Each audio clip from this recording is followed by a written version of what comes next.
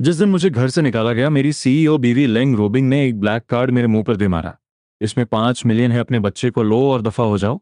मैं बस अभी अभी यहाँ ट्रांसमाइग्रेट हुआ था, दिमाग थोड़ा ब्लैंक था। लेकिन मेरे बगल में खड़े मेरे बेटे शंशिन ने वो कार्ड जबरदस्ती उसके हाथ में वापस थमा दिया। उसकी आवाज़ भले ही बच्चों वाली थी, लेकिन लफ्ज़ एकदम क्लियर थे। मेरे डैड ने कहा है कि ब्रेकअप डिसेंट होना चाहिए, हमें आपके एलिमोनी की कोई ज़रूरत नहीं है। फिर उसने मेरी टांगों को गले गाया और मुझे आंख मारते हुए बोला, डैड चलिए यहाँ से चलते हैं। मैंने किंडरगार्टन में पहले ही 3 खूबसूरत आंटीज सेलेक्ट कर ली हैं। वो बहुत स्वीट हैं और अच्छी स्टोरीज सुनाती हैं। इस आइस ब्लॉक से तो लाख गुना बेटर है। लेंग रूबिंग के उस घमंडी चेहरे को झटके में उतरते देख मैंने अपने बेटे को गोद में उठाया और इतनी जोर से हंसा जितना पहले कभी नहीं हंसा था। ऐसा लग रहा था मानो मेरे अंदर का सारा बोझ जलकर राख हो गया हो। अपने बेटे शेनशिन को सीने से लगाए मैं उस सफोकेटिंग विला से बाहर निकल आया। पीछे वो भारी दरवाजा एक जोरदार आवाज के साथ बंद हुआ, जैसे एक पूरी दुनिया हमेशा के लिए पीछे छूट गई हो। हवा में फिल्म की खुशबू थी। शिनशिन ने मेरी गोद में कसकर दुबकते हुए धीरे से कहा, डैड हम आखिरकार आजाद हो गए। मैंने उसकी पीठ थपथपाई। हाँ बेटा, हम बाहर आ गए। मेरे दिमाग में ओरिजिनल ओनर की मेमोरीज बुरी तरह टैंगल्ड थीं। शराब जुआ एक टोटल फेलियर, उसकी जिंदगी का इकलौता मास्टर स्ट्रोक बस ये बेटा ही था। हम दोनों की जेब में मिलाकर टोटल कैश सिर्फ 321.5 बचा था। यही थी लैंग रोबिंग की दी हुई औकात। हमने पुराने शहर के इलाके में एक छोटा सा सिंगल रूम रेंट पर ले लिया था। दीवारों का पेंट उखड़ रहा था, लेकिन खिड़की काफी बड़ी थी और अंदर अच्छी धूप आ रही थी। शेंशन में किसी भी अमीर यंग मास्टर वाले नखरे नहीं थे, बल्कि वो एक्साइटमेंट में उस छोटे से बेड पर उछल रहा था। डैड, क्या ये हमारा सीक्रेट बेस है? अब हम पर कोई कंट्रोल नहीं करेगा ना? मेरा दिल थोड़ा भारी हो गया। इस बच्चे ने पहले कैसे जिंदगी जी हुई। हाँ, अब से सिर्फ तुम्हारे डैड का रूल चलेगा। मैंने अपना लगेज नीचे रखा और फ्यूचर के बारे में प्लान करने लगा। 3 साल तक एक घरजमाई बनकर ओरिजिनल ओनर ने किसी कुत्ते जैसी जिंदगी जी थी और आखिर में उसे लात मार दी गई। लेकिन मैं वो लूजर नहीं हूं, मैं शन लैंग हूं। अपनी पास्ट लाइफ में मिशेलिन 3 STAR किचन को कंट्रोल करने वाला हेड शेफ शन लैंग। इस वर्ल्ड का culinary लेवल तो एकदम एलिमेंट्री स्कूल के बच्चों जैसा है। मैंने खिड़की से बाहर झांका। नीचे एक छोटा सा प्लाजा था जहां रात के वक्त काफी भीड़ भाड़ रहती थी। तभी मेरे दिमाग में एक आइडिया स्ट्राइक किया, एक फूड स्टॉल। मैंने बेड पर उछलते हुए अपने बेटे से पूछा, बेटा क्या तुम रोज टेस्टी फूड खाना चाहते हो? शन शिन की आंखों में एक चमक आ गई और वो फौरन खड़ा हो गया। तो ठीक है, हम बहुत ही डिलिशियस खाना बेचेंगे और बाकी बच्चों को इसका टेस्ट चखाकर रुला देंगे। शन शिन ने अपना छोटा सा मुक्का हवा में उठाया। उसके चेहरे पर फ्यूचर के लिए एक अलग ही एक्साइटमेंट थी। हाँ, हम बहुत सारे पैसे अर्न करेंगे और फिर डैड के लिए दुनिया की सबसे जेंटल और ब्यूटीफुल सिस्टर को अपनी नई मॉम बनाएंगे। उसकी ये मासूम बातें सुनकर मैं चाहकर भी मुस्कुरा नहीं पाया।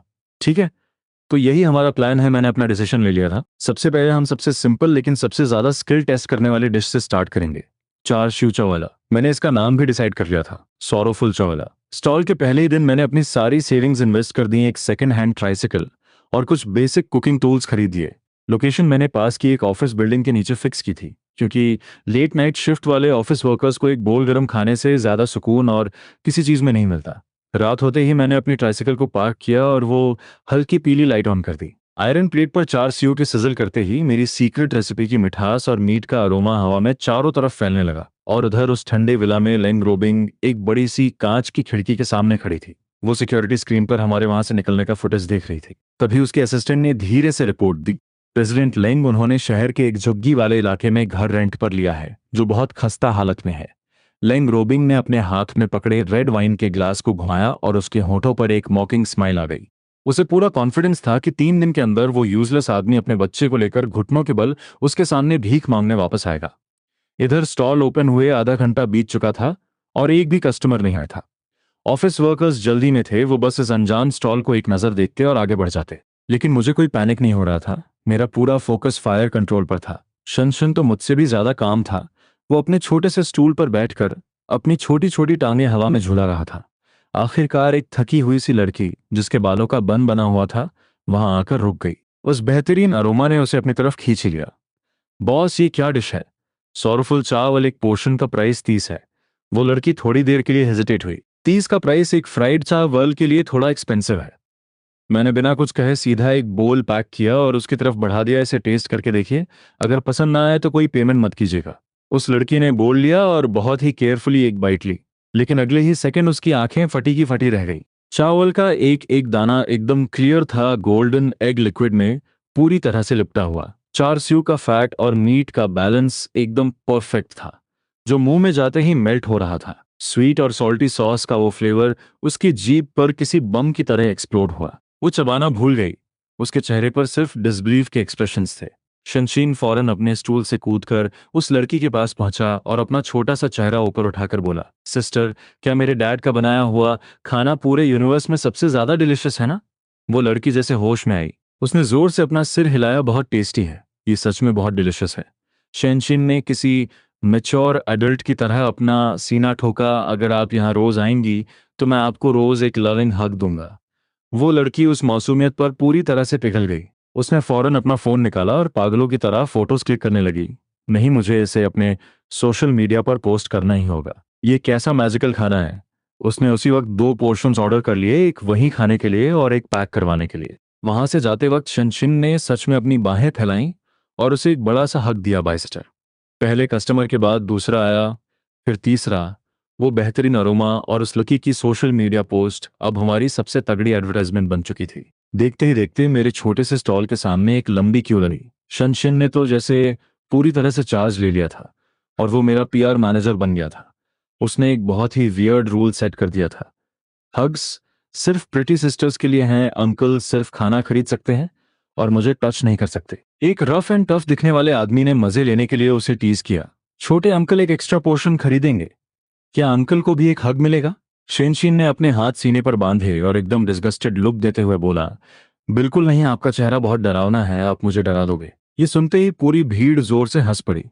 उस आदमी ने भी हंसते हुए अपनी नाक खुजाई। वो क्यों अब और लंबी होती जा रही थी। आधी भीड़ तो खाने के लिए थी और आधी इस छोटे से सोशल टेररिस्ट की ब्रिलियंट परफॉर्मेंस को एंजॉय करने के लिए खड़ी थी। थोड़ी ही देर में सेल्फी स्टिक पकड़े एक इंटरनेट इन्फ्लुएंसर वहां आ पहुंची। हेलो एवरीवन, आज हम एक ऐसे फ्राइड चावल स्टॉल को एक्सप्लोर करने आए हैं जिसके बॉस बहुत हैंडसम है और उनका बेटा सुपर क्यूट है। उसकी बात अभी पूरी भी नहीं हुई थी कि शनशिन ने उसकी तरफ उंगली उठाते हुए कहा, आंटी, आपने ब्यूटी फिल्टर बहुत ज्यादा बढ़ा रखा है, आप असल में फोटो जितनी अच्छी नहीं दिखती। उस इन्फ्लुएंसर का चेहरा शर्म से हरा पड़ गया। उसके लाइव स्ट्रीम के कमेंट सेक्शन में तो जैसे धमाका ही हो गया। हाँ हाँ हाँ, बच्चे सच बोलते हैं। इस बच्चे को लाइव स्ट्रीमिंग का पूरा ज्ञान है। मुझे इस ऑनेस्ट और क्यूट बच्चे को देखना है। वो इन्फ्लुएंसर भी काफी स्मार्ट थी। उसने फॉरेन सिचुएशन को हैंडल किया और कैमरा शेनशिन की तरफ घुमा दिया। तो बेबी, क्या तुम्हें लगता है कि लाइव स्ट्रीम में देखने वाली ये सिस्टर्स प्रिटी हैं? शेनशिन ने कैमरा की तरफ देखकर अपनी वो $1 million स्माइल दी। बहुत प्रिटी हैं। मेरे डैड अभी सिंगल हैं और अवेलेबल हैं। हम ऑनलाइन एक नई वाइफ की रिक्रूटिंग कर रहे हैं।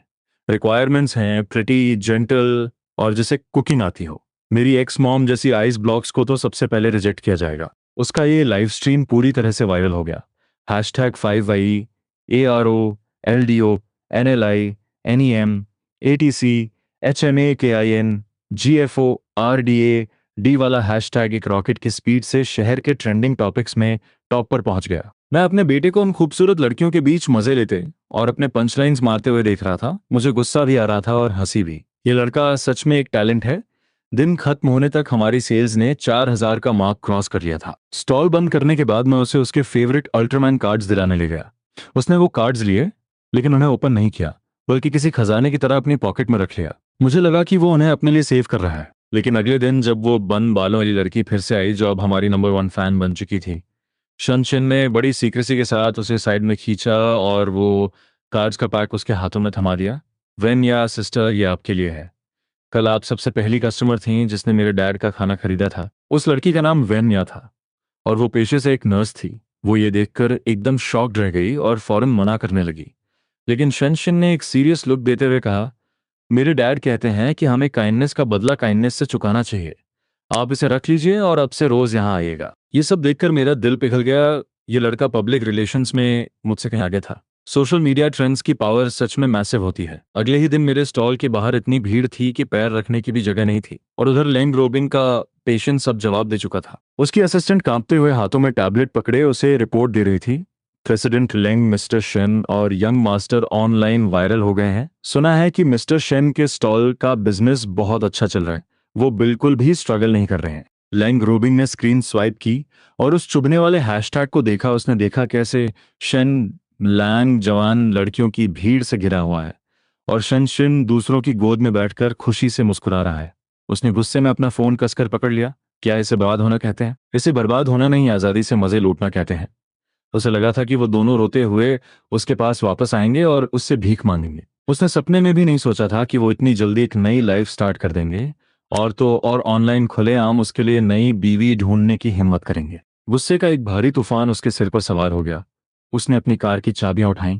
उसकी ब्लैक मैबाख उस ग्रीसी स्ट्रीट के कोने पर आकर रुकी, मानो कोई खूंखार जानवर किसी गरीब बस्ती में घुस आया हो।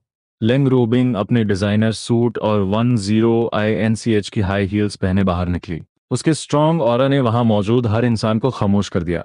उसने दिमाग में इस रियूनियन के कई सारे सीन इमेजिन किए थे कि शिन लैंग उसे देखकर शॉक में आ जाएगा, पैनिक करेगा और उसके सामने गिड़गिड़ाएगा।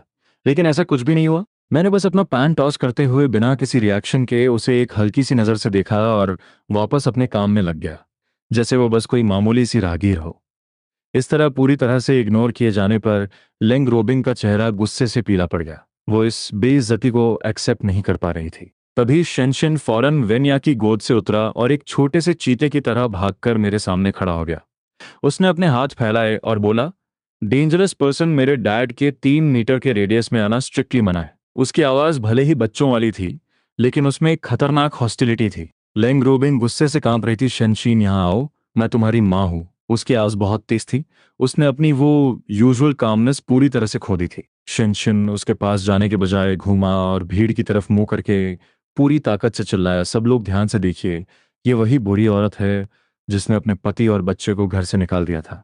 अब हमारा बिजनेस अच्छा चल रहा है तो ये यहाँ हमारा प्लान सैबोटाज करने आई है। मेरे डैड मुझे पालने के लिए दिन रात मेहनत करते हैं, इसे हमें परेशान करने का क्या राइट है? ये सुनते ही पूरी भीड़ गुस्से से भड़क उठी।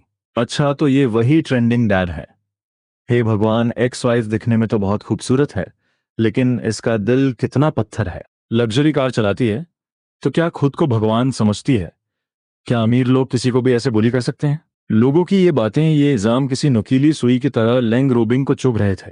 उसने अपनी पूरी लाइफ में कभी ऐसी पब्लिक ह्यूमिलिएशन फेस नहीं की थी। वो उस भीड़ के बीच किसी ऐसे क्लाउन की तरह खड़ी थी जिसे सरेआम सजा दी जा रही हो। मैंने अब भी उसकी तरफ नहीं देखा। मैंने बस अभी अभी तैयार हुआ एक गर्मागर्म सोरोफुल चावल का बोल वेनिया की तरफ बढ़ा दिया। मेरी आवाज ना ज्यादा तेज थी और ना ही धीमी, बस इतनी थी कि वो आसानी से सुन सके। इसे टेस्ट करके देखिए, मैंने आज इसमें एक्स्ट्रा हनी ऐड किया है। मेरा वो जेंटल टोन जो उसे आज तक कभी नहीं मिला था। लेंग रोबिंग आखिरकार अंदर से टूट गई। भीड़ की उन नफरत भरी नजरों और मेरे चेहरे की उस कोल्ड स्मोक के बीच वो किसी हारे हुए इंसान की तरह अपनी कार की तरफ भाग खड़ी हुई। उसने स्टीयरिंग व्हील को इतनी कसकर पकड़ा हुआ था कि उसके हाथों की नसें साफ दिखाई दे रही थीं। उसे समझ नहीं आ रहा था कि सिचुएशन इतनी कैसे बिगड़ गई। इसके स्टॉल को फौरन यहां से गायब कर दो। कार के अंदर बैठी लेंग रोबिंग ने फोन पर एक एक लफ्ज चबाते हुए ऑर्डर दिया। उसकी आवाज में एक बेहद खतरनाक और बर्फीली ठंडक थी। वो शेनलान को इतनी आसानी से आगे नहीं बढ़ने देगी, और उससे भी बड़ी बात, वो शेनशिन को किसी और औरत को मॉम कहने की परमिशन बिल्कुल नहीं देगी। अगले दिन मैंने जैसे ही अपना स्टॉल लगाया, सिटी मैनेजमेंट की एक टीम ने बहुत ही अग्रेसिव तरीके से मुझे घेर लिया। उनके कैप्टन ने मुझे एक सख्त लुक देते हुए कहा, हमें पब्लिक से रिपोर्ट मिली है कि तुम बिना लाइसेंस के बिजनेस चला रहे हो और तुम्हारी हाइजीन भी स्टैंडर्ड से मैच नहीं करती। हमें लीगली तुम्हारा ये स्टॉल बंद करना पड़ेगा। आसपास खड़े कस्टमर्स और बाकी वेंडर्स एकदम शॉक में आ गए, लेकिन मुझे बिल्कुल भी हैरानी नहीं हुई। लेंग रोबिंग के काम करने का स्टाइल कुछ ऐसा ही था। मैंने बिना पैनिक किए आराम से अपने हाथ पोंछे और अपनी ट्राइसाइकिल के एक सीक्रेट कंपार्टमेंट से डॉक्यूमेंट्स का एक बंडल बाहर निकाला। ऑफिसर, ये रहा मेरा बिजनेस लाइसेंस, ये मेरा हेल्थ सर्टिफिकेट और ये फूड ऑपरेशन लाइसेंस। मेरे सारे इंग्रेडिएंट्स आज ही सुबह ऑफिशियल मार्केट से खरीदे गए हैं, और ये रहे उनके सीट्स। मैंने सारे सर्टिफिकेट्स और बिल्स उनके सामने ऐसे सजा दिए जो किसी नॉर्मल स्ट्रीट स्टॉल वाले के पास कभी नहीं होते। वो कैप्टन पूरी तरह से ब्लैंक हो गया। अपनी पूरी सर्विस हिस्ट्री में उसने पहली बार किसी स्ट्रीट वेंडर के पास इतने परफेक्ट डॉक्यूमेंट्स देखे थे। तब तक मेरे पुराने कस्टमर्स भी मामले को समझ चुके थे और उन्होंने फौरन आगे आकर टीम को घेर लिया। तुम किस राइट से इनका स्टॉल बंद कर रहे हैं? शैन का काम एकदम क्लीन है, हम रोज यहाँ से खाना खाते हैं और हमें कभी कोई इशू नहीं हुआ। ये बाप बेटे बस इसी स्टॉल के भरोसे अपना गुजारा कर रहे हैं। क्या तुम उनकी रोजी रोटी छीनना चाहते हो? वैन यहाँ भी भीड़ को चीरते हुए आगे आई और मेरे सामने ढाल बनकर खड़ी हो गई। आप ऐसा नहीं कर सकते, आपको पहले सॉलिड एविडेंस दिखाना होगा।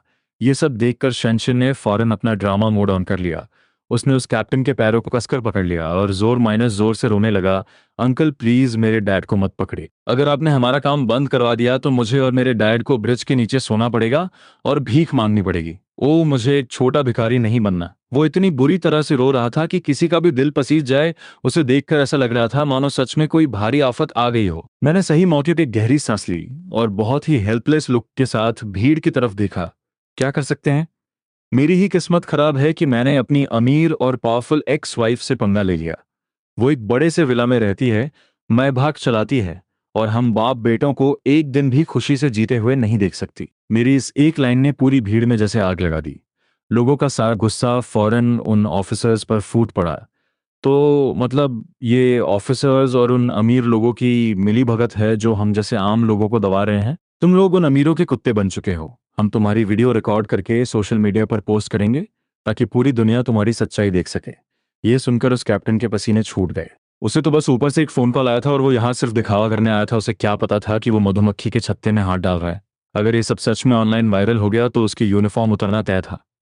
मिसअंडरस्टैंडिंग है, ये सब एक मिसअंडरस्टैंडिंग है। वो पसीना पोंछते हुए भीड़ को शांत करने की कोशिश करने लगा। उसने मेरी तरफ एक एहसानमंद वाली नजर से देखा और आखिरकार अपनी टीम को लेकर वहां से चुपचाप खिसक गया। दूर खड़ी उस मेबाक में लेंग रोबिंग बैनोकुलर से ये सारा कॉमिकल सीन देख रही थी। वो गुस्से से कांप रही थी। उसे पहली बार इस बात का एहसास हुआ था कि जिस पावर और पैसे पर उसे इतना गुरूर था वो इन आम लोगों के सामने कितना यूजलेस था। ये पूरा इंसिडेंट बहुत जल्दी रिकॉर्ड होकर इंटरनेट पर वायरल हो गया। इसका टाइटल बहुत ही क्लिकबेट था। एक एरोगेंट एक्स वाइफ ने अपने स्ट्रीट वेंडर एक्स हस्बैंड को बर्बाद करने के लिए कनेक्शंस का यूज किया, लेकिन पब्लिक ने उसे करारा तमाचा जड़ दिया। उस वीडियो में मेरी कामनेस, शेंशन की कमाल की एक्टिंग, लोगों का सपोर्ट और उन ऑफिसर्स की बेबसी एकदम साफ नजर आई थी। बिना किसी प्लान के इंटरनेट पर मेरी एक ऐसे डिवोटेड बाप की इमेज बन गई जिसे उसकी जालिम बीवी ने धोखा दिया था। मेरे स्टॉल का बिजनेस पहले से भी ज्यादा एक्सप्लोड कर गया। कई लोग तो सिर्फ मुझे सपोर्ट करने के लिए दूसरे डिस्ट्रिक्ट से ट्रैवल करके आ रहे थे और साथ ही मेरी उस जहरीली एक्स वाइफ को जमकर गालियां भी दे रहे थे।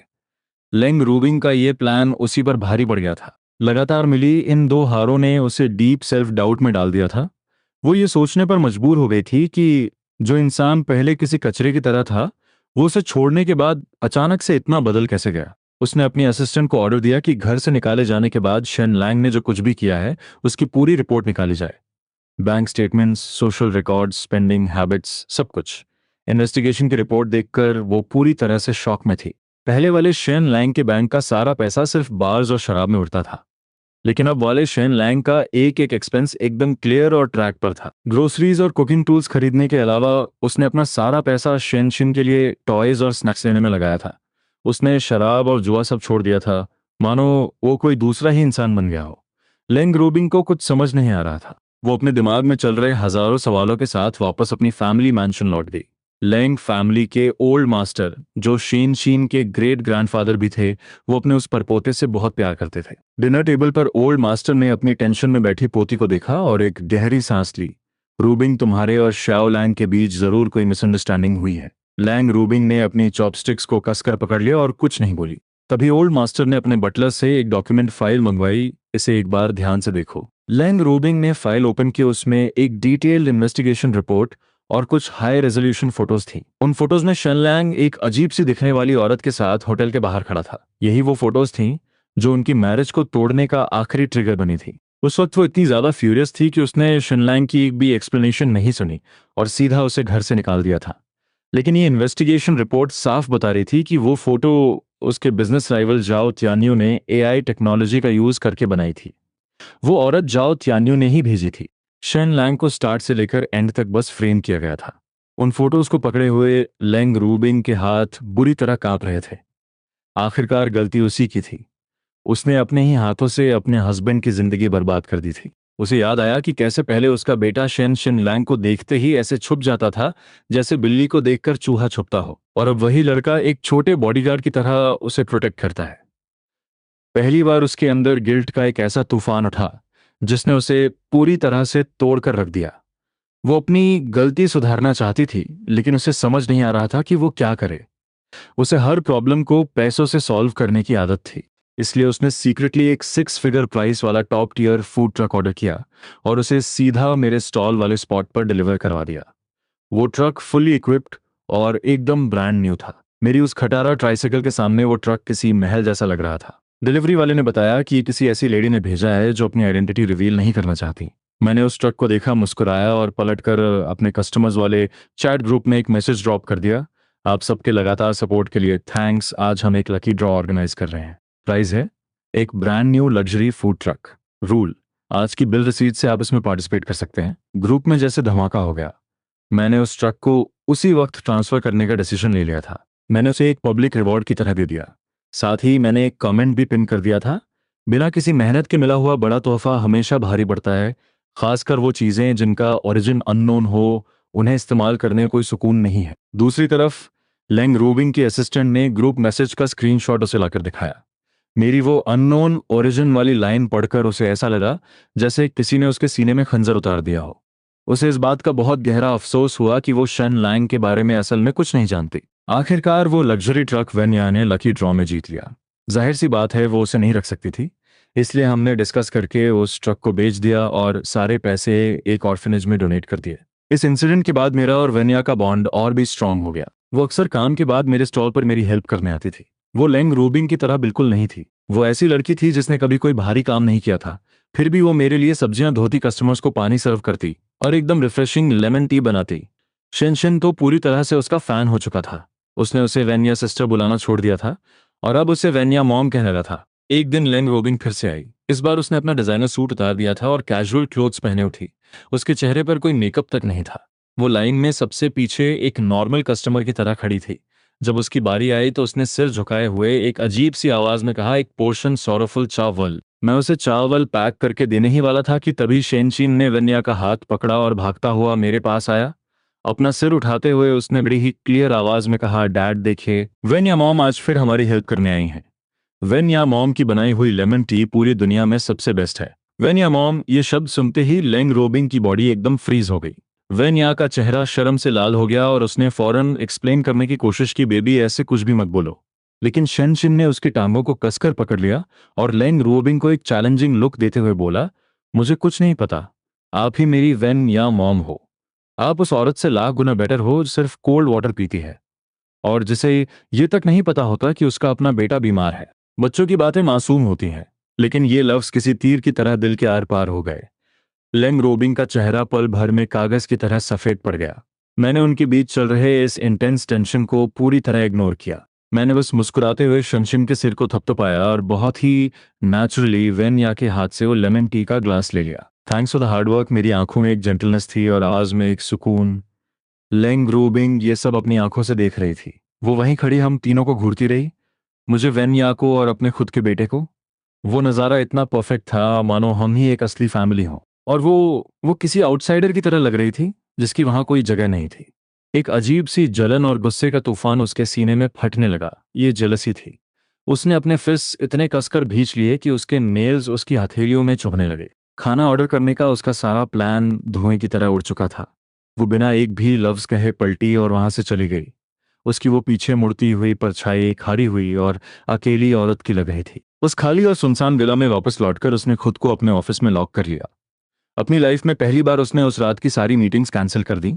वो रात भर उस अंधेरे में अकेले बैठकर रोती रही। उसे समझ नहीं आ रहा था, आखिर शेन शीन की असली माँ तो वो है, फिर वो किसी और औरत को मॉम क्यों बुला रहा है। और उससे भी बड़ी बात, जब उसने शेन लैंग को किसी और औरत की तरफ देखकर मुस्कुराते हुए देखा तो उसके दिल में इतना भयानक दर्द क्यों हुआ। लेंग रूबिंग ने खुद फील्ड में उतरने का डिसीजन ले लिया। उसने पूरी रात इंटरनेट पर बस एक ही चीज सर्च की, अपने एक्स को वापस कैसे पाए, और अगले ही दिन उसने अपनी उस बेवकूफ़ी भरी परफॉर्मेंस की शुरुआत कर दी। Move number 1, flowers. एक डिलीवरी ट्रक सीधा हमारे स्टॉल वाले चौराहे पर आकर रुका। फ्लावर शॉप के लड़कों ने 999 खूबसूरत रेड रोजेज उतारे और सीधा मेरे स्टॉल के सामने ढेर लगा दिया। वो नज़ारा इतना ग्रैंड था कि आसपास के सब लोग हमें घूरने लगे। उस कार्ड पर लिखा था, शेन लैंग, क्या हम एक फ्रेश स्टार्ट कर सकते हैं। नीचे लैंग रोबिंग का नाम इतने बोल्ड लेटर्स में लिखा था मानो वो पूरी दुनिया को चीख चीख कर ये बताना चाहती हो। मैंने अपना लाउडस्पीकर उठाया और पूरी भीड़ के सामने अनाउंस किया, मेरी एक्स वाइफ ने ये फूल भिजवाए हैं लेकिन मैं इन्हें एक्सेप्ट नहीं कर सकता। आज यहाँ आने वाली हर खूबसूरत फीमेल कस्टमर को एक रोज फ्री मिलेगा। सबको मिलेगा ये, और इस खुशी में शेयर कीजिए। अगले ही सेकंड लड़कियों की भीड़ चीयर करते हुए आगे बढ़ी और देखते ही देखते वो सारे रोजेस खत्म हो गए। कुछ ही दूरी पर अपनी कार में बैठी लेंग रोबिंग का चेहरा गुस्से से लाल हो चुका था। Move number 2, booking the entire place. उसने अपने असिस्टेंट को भेजा जिसने आकर मेरे सामने एक ब्लैंक चेक फेंक दिया। प्रेसिडेंट लिंग आज के लिए आपका पूरा स्टॉल बुक करना चाहती हैं। वो चाहती हैं कि आप सिर्फ उनके लिए खाना बनाएं। मैंने वो चेक वापस उसकी तरफ खिसका दिया। मेरा खाना सिर्फ उनके लिए है जो सच में इसे खाना चाहते हैं। मैं उन लोगों को खाना नहीं बेचता जो पैसों की पावर दिखाना चाहते हैं। अगर खाना है तो जाकर लाइन में लगो। जब यहां से भी उसे बेइज्जती सहनी पड़ी तो वो अपना तीसरा मूव लेकर आई, एक्सीडेंटल एनकाउंटर्स। उसने रोजाना अजीब से डिजाइनर सूट्स और हाई हील्स पहनकर मेरे स्टॉल पर आना शुरू कर दिया। वो मेरी हेल्प करने की कोशिश करती ताकि हमारे बीच की दूरी कम हो सके, लेकिन रिजल्ट, या तो वो मेरा सीक्रेट सोया सॉस गिरा देती या फिर अपनी उन हाई हील्स के साथ उस ऑयली जमीन पर फिसलने वाली होती और मजबूरन मुझे उसे बचाना पड़ता। शिन शिन ने तो उसका एक निकनेम ही रख दिया था, ट्रबल मेकर। उसने बकायदा एक ट्रबल मेकर ऑब्जर्वेशन डायरी बना ली थी जिसे उसने टेप से मेरी ट्राइसाइकिल पर चिपका दिया था। उस पर टेढ़ी मेढ़ी राइटिंग में लिखा था, मंडे ट्रबल मेकर ने सोया सॉस गिरा दिया। डैड का मूड खराब हो गया। ट्यूसडे ट्रबल मेकर बुरी तरह गिरने वाली थी। डैड ने उसे पकड़ा और वो ब्लश करने लगी, कितनी स्टूपिड है। वेंसडे ट्रबल मेकर ने प्याज काटने की कोशिश की और रोने लगी। ये तो मुझसे भी बड़ी क्राई बेबी है। ये डायरी हमारे इस चीट स्टॉल का सबसे नया अट्रैक्शन बन गई थी। लोग खाना खाने से पहले आकर चेक करते थे कि डायरी में कोई नया अपडेट आया है या नहीं। रोज रोज सरेआम बेइज्जत होने के बाद भी लेंग रोबिंग की बेशर्मी का लेवल बस बढ़ता ही जा रहा था। उसने शन शिन को भी ब्राइब करने की कोशिश की। वो उसके लिए लेटेस्ट लेगो सेट्स और सबसे महंगी आरसी कार्स लेकर आई। शन शिन ने वो गिफ्ट्स लिए और उसी के सामने पड़ोस के एक बच्चे को दे दिए। इस तरह के लो टेक टॉयज तो मैंने 3 साल की उम्र में ही खेलना छोड़ दिए थे। उसने शन शिन को बेड टाइम स्टोरी सुनाने की भी कोशिश की ताकि वो अपने अंदर की माँ को वापस जगा सके। लेकिन जब वो शेनशिन के बेड पर बैठी और उसने स्टोरी बुक उठाई तो उसके मुंह से क्या निकला, हमारी कंपनी की थर्ड क्वार्टर फाइनेंशियल रिपोर्ट के हिसाब से 15% की ईयर ऑन ईयर ग्रोथ हुई है। शेनशिन को ये सुनकर नींद आने लगी और आखिरकार वो वेनिया के दिए हुए टेडी बेयर को गले लगाकर सो गया। मैं उस औरत को देख रहा था जो कभी इतनी घमंडी हुआ करती थी और अब हम बाप बेटे के लिए एक के बाद एक ऐसी बेवकूफ़ी भरी हरकतें कर रही थी। मेरे दिल में कोई रिवेंज वाली खुशी नहीं थी, बस एक अजीब सी हंसी आ रही थी। एक रात वो फिर से अजीब तरीके से सब्जियां धो रही थी। शायद हाई हील्स में बहुत देर तक खड़े रहने की वजह से उसका बैलेंस बिगड़ा, उसके हाथ से नाइफ फिसला और सीधा उसकी उंगलियों की तरफ गिरने लगा। मेरी धड़कन रुक गई। मैंने बिना कुछ सोचे फौरन झपट्टा मारा और उसकी रिस्ट को कसकर पकड़ लिया। उसकी रिस्ट गर्म और बेहद नाजुक थी। वो नाइफ एक तेज आवाज के साथ जमीन पर जा गिरा।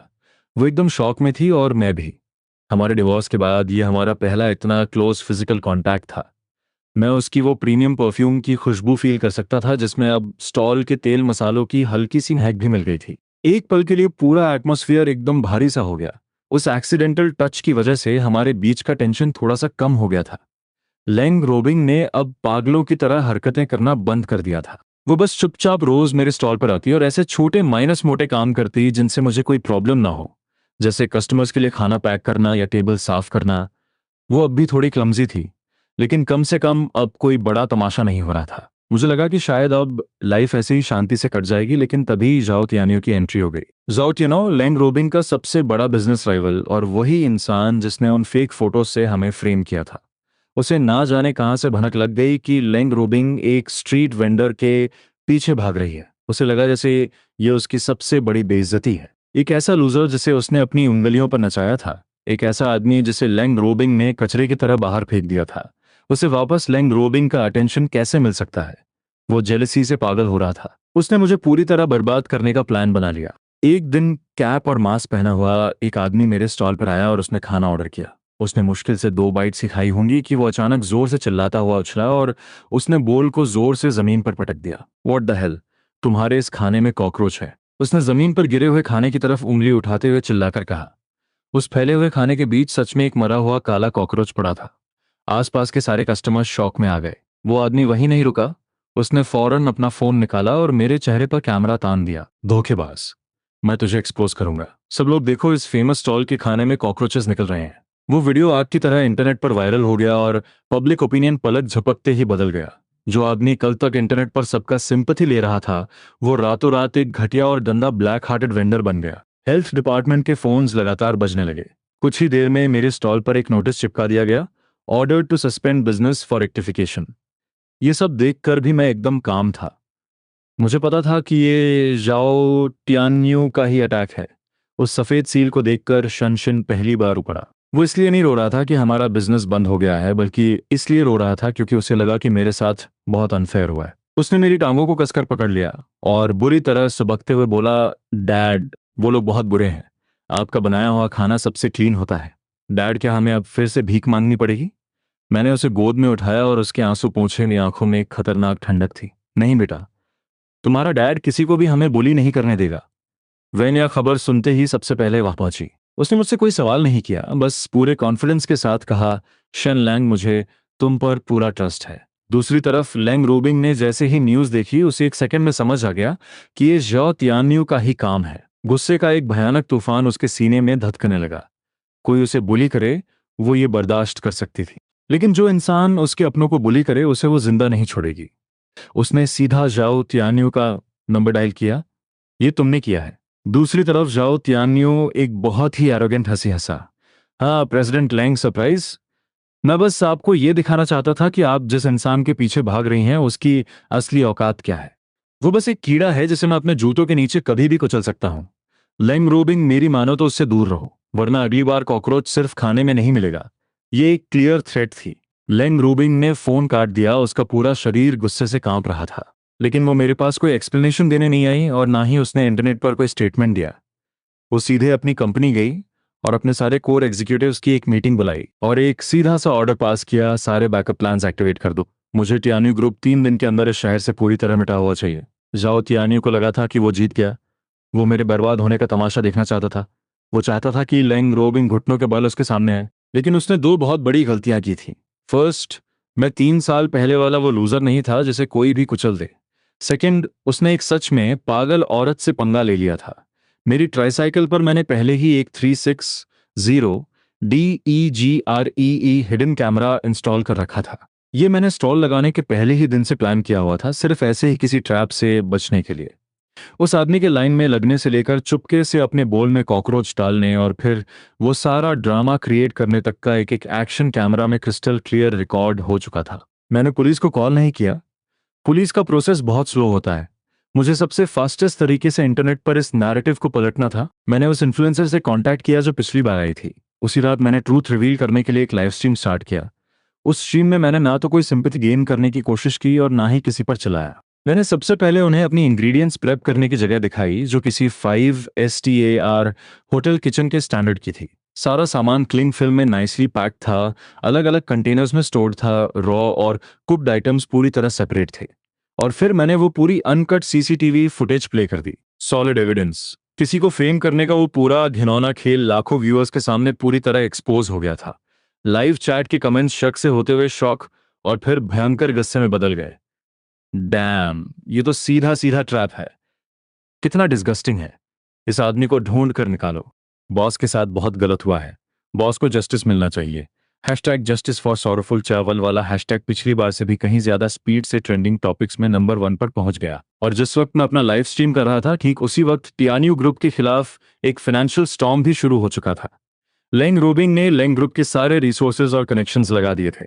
उसने बहुत ही प्रिसाइजली तियान्यू ग्रुप के फेक अकाउंट्स और टैक्स इवेजन के पक्के सबूत ढूंढ निकाले और उन्हें सीधा अथॉरिटीज को फॉरवर्ड कर दिया। उसने कई इन्वेस्टर्स के साथ मिलकर स्टॉक मार्केट में तियान्यू ग्रुप के शेयर्स पर एक रूथलेस अटैक किया। रातों रात तियान्यू ग्रुप का स्टॉक बुरी तरह क्रैश हो गया और वो बैंक्रप्सी की कगार पर पहुंच गए। अगले दिन सुबह सुबह टैक्स डिपार्टमेंट और इकोनॉमिक क्राइम यूनिट के ऑफिसर्स ने तियान्यू ग्रुप की बिल्डिंग को सील कर दिया। जाओ तियान्यू को सीधे इन्वेस्टिगेशन के लिए अरेस्ट कर लिया गया। वो पूरी तरह से बर्बाद हो चुका था, चारों तरफ से घिर चुका था और अब उसके पास मेरे छोटे से स्टॉल को परेशान करने का कोई टाइम नहीं था।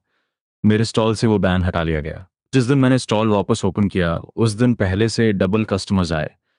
बहुत से लोग तो सिर्फ खाना खाने नहीं आए थे, वो बस खास तौर पर मुझे ये बोलने आए थे, बॉस कीप फाइटिंग।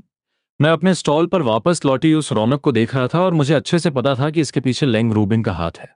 हमारे बीच अब एक अनस्पोकन अंडरस्टैंडिंग बन चुकी थी, एक ऐसी केमिस्ट्री जिसे लफ्जों की जरूरत नहीं थी। वो स्ट्रीट कॉर्नर पर अपनी उस नॉर्मल सी ब्लैक कार में बैठी मुझे दूर से देख रही थी। मेरी कॉन्फिडेंट स्माइल देखकर और स्टॉल के सामने वापस लंबी लाइन देखकर उसे पहली बार किसी के साथ साइड बाय साइड फाइट करने की वो कमाल की फीलिंग आ रही थी। शेंशन अपने छोटे से स्टूल पर सीने पर हाथ बांधे ऐसे खड़ा था जैसे कोई जंग जीत कर आया जनरल हो। वो कस्टमर्स के सामने बड़े घमंड से अनाउंस कर रहा था, मेरे डैड को बर्बाद करना चाहते थे, पहले मेरी मॉम से तो निपट लेते, फिर वो थोड़ा अटका, मेरा मतलब है मेरी फ्यूचर की न्यू मॉम से। समझ गए ना आप लोग? भीड़ एक बार फिर प्यार से हंस पड़ी। जाओ तियानियों का चैप्टर बहुत जल्दी क्लोज हो गया और चीजें वापस नॉर्मल हो गई। लेंग रोबिंग भी अब शायद समझदार हो गई थी। उसने वो फालतू के सीईओ वाले ट्रिक्स आजमाने बंद कर दिए थे। अब वो बस रोजाना चुपचाप लाइन में लगती, खाना खरीदती और कभी कभी थोड़े छोटे मोटे काम में हेल्प कर देती। वो ज्यादा बातें नहीं करती थी, लेकिन उसकी आंखों की वो ठंडक अब गायब हो चुकी थी। मैं भी कभी कभी उससे एक दो बातें कर लेता, कभी मौसम के बारे में या फिर शनशीन ने किंडरगार्टन में क्या मजे किए उसके बारे में। हमारे बीच का वो अग्रेसिव टेंशन अब पूरी तरह खत्म हो चुका था। मुझे लगा कि शायद अब हमारे रिश्ते धीरे धीरे सुधर जाएंगे, लेकिन तभी एक अनएक्सपेक्टेड डिजास्टर हो गया। आधी रात को शनशिन अचानक रोते हुए उठा। उसका छोटा सा चेहरा सफेद पड़ गया था। वो पेट पकड़कर बेड पर गोल गोल घूम रहा था। उसे लगातार उल्टियां हो रही थीं। मैं बुरी तरह डर गया। मैंने उसे गोद में उठाया और सीधा हॉस्पिटल की तरफ भागा। देर रात के इमरजेंसी रूम में भी भारी भीड़ थी। Registration Q fees. अपने बेटे की तपती हुई बॉडी को पकड़े हुए मेरे हाथ कांप रहे थे। उस पैनिक में ना जाने मुझे क्या हुआ, मैंने बिना सोचे समझे लैंग रूइंग का नंबर डायल कर दिया। कॉल ऑलमोस्ट इंस्टेंटली पिक हो गई। हेलो। उसकी आवाज में अभी भी वो नींद वाली भारीपन थी। बेबी बीमार है, हम सिटी हॉस्पिटल की इमरजेंसी में हैं। मेरी बात पूरी होते ही दूसरी तरफ से कॉल कट हो गई और सिर्फ एक डेड टोन सुनाई दी।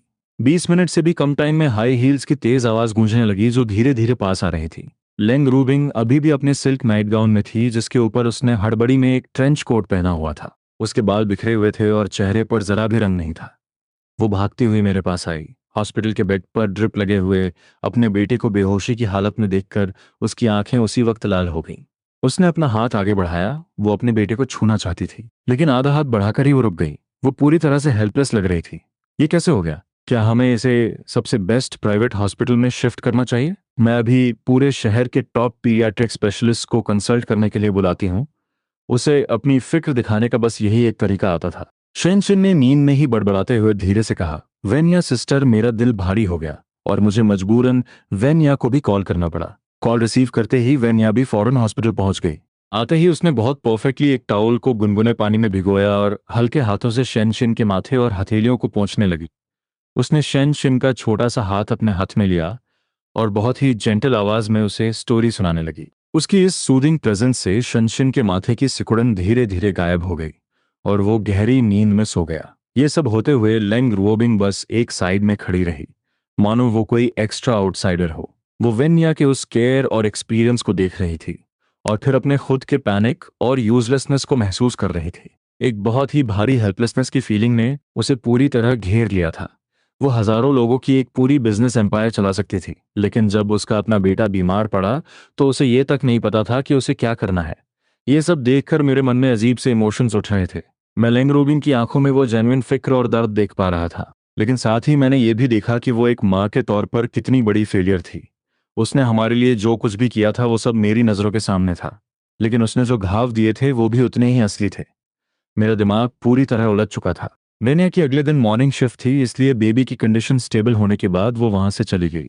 अब इमरजेंसी रूम के उस कॉरिडोर में सिर्फ मैं और लेंग रोबिंग अकेले थे। हवा में हॉस्पिटल की वो अजीब सी दवाइयों वाली महक थी। वहां इतनी शांति थी कि हम एक दूसरे की सांसें तक सुन सकते थे। हम बस वैसे ही खड़े रहे, किसी ने एक लफ्ज नहीं कहा। बहुत देर बाद आखिरकार लेंग रोबिंग ने साइलेंस तोड़ा। उसकी आवाज बुरी तरह बैठी हुई थी। आई एम सॉरी, मैंने तुम्हें गलत समझा। उसने अपना चेहरा घुमा लिया और मेरी तरफ देखने के बजाय कॉरिडोर के आखिर में उस अंधेरी खिड़की की तरफ देखने लगी। मुझे बचपन से ही एक एयर की तरह ट्रेन किया गया था। उसकी टोन एकदम फ्लैट थी, मानो वो किसी और की कहानी सुना रही हो। मुझे अपनी पसंद की चीजें करने की परमिशन नहीं थी, फ्रेंड्स बनाने की परमिशन नहीं थी, कोई भी ऐसा इमोशन फील करने का राइट नहीं था जो मेरे जजमेंट को वीक कर दे। सबने मुझसे बस यही कहा कि मुझे कोल्ड ब्लडेड बनना होगा, मुझे स्ट्रांग बनना होगा। तुमसे शादी करना ग्रैंडपा का डिसीजन था, कंपनी के शेयर्स को सिक्योर करने के लिए। पहले दिन से ही मैं तुम्हें लेकर बायस थी। जाओ तियानियों के उस जाल ने मेरे उस शक को और भी पक्का कर दिया।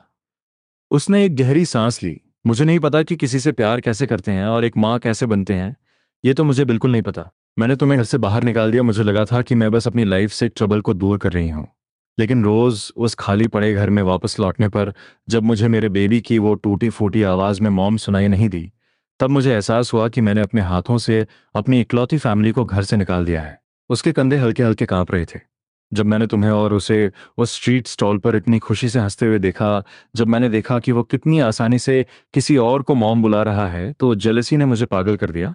आखिरकार वो पलटी और उसने मेरी तरफ देखा। उसकी आंखें एकदम लल थीं, आंसुओं से भरी हुई, लेकिन वो बड़ी स्टबर्नेस के साथ उन आंसुओं को गिरने से रोक रही थी।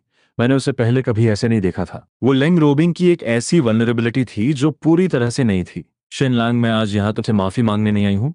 मैं बस तुम्हें यह बताना चाहती हूँ कि मैं गलत थी, मैं पूरी तरह से गलत थी। मेरे दिल को जैसे किसी भारी चीज ने जोर से हिट किया। मेरे सामने खड़ी ये औरत और मेरी मेमोरीज में बसी वो एरोगेंट, रूड और ठंडी सीईओ धीरे धीरे एक हो रही थी और फिर टूट कर बिखर रही थी। मैं बहुत देर तक चुप रहा।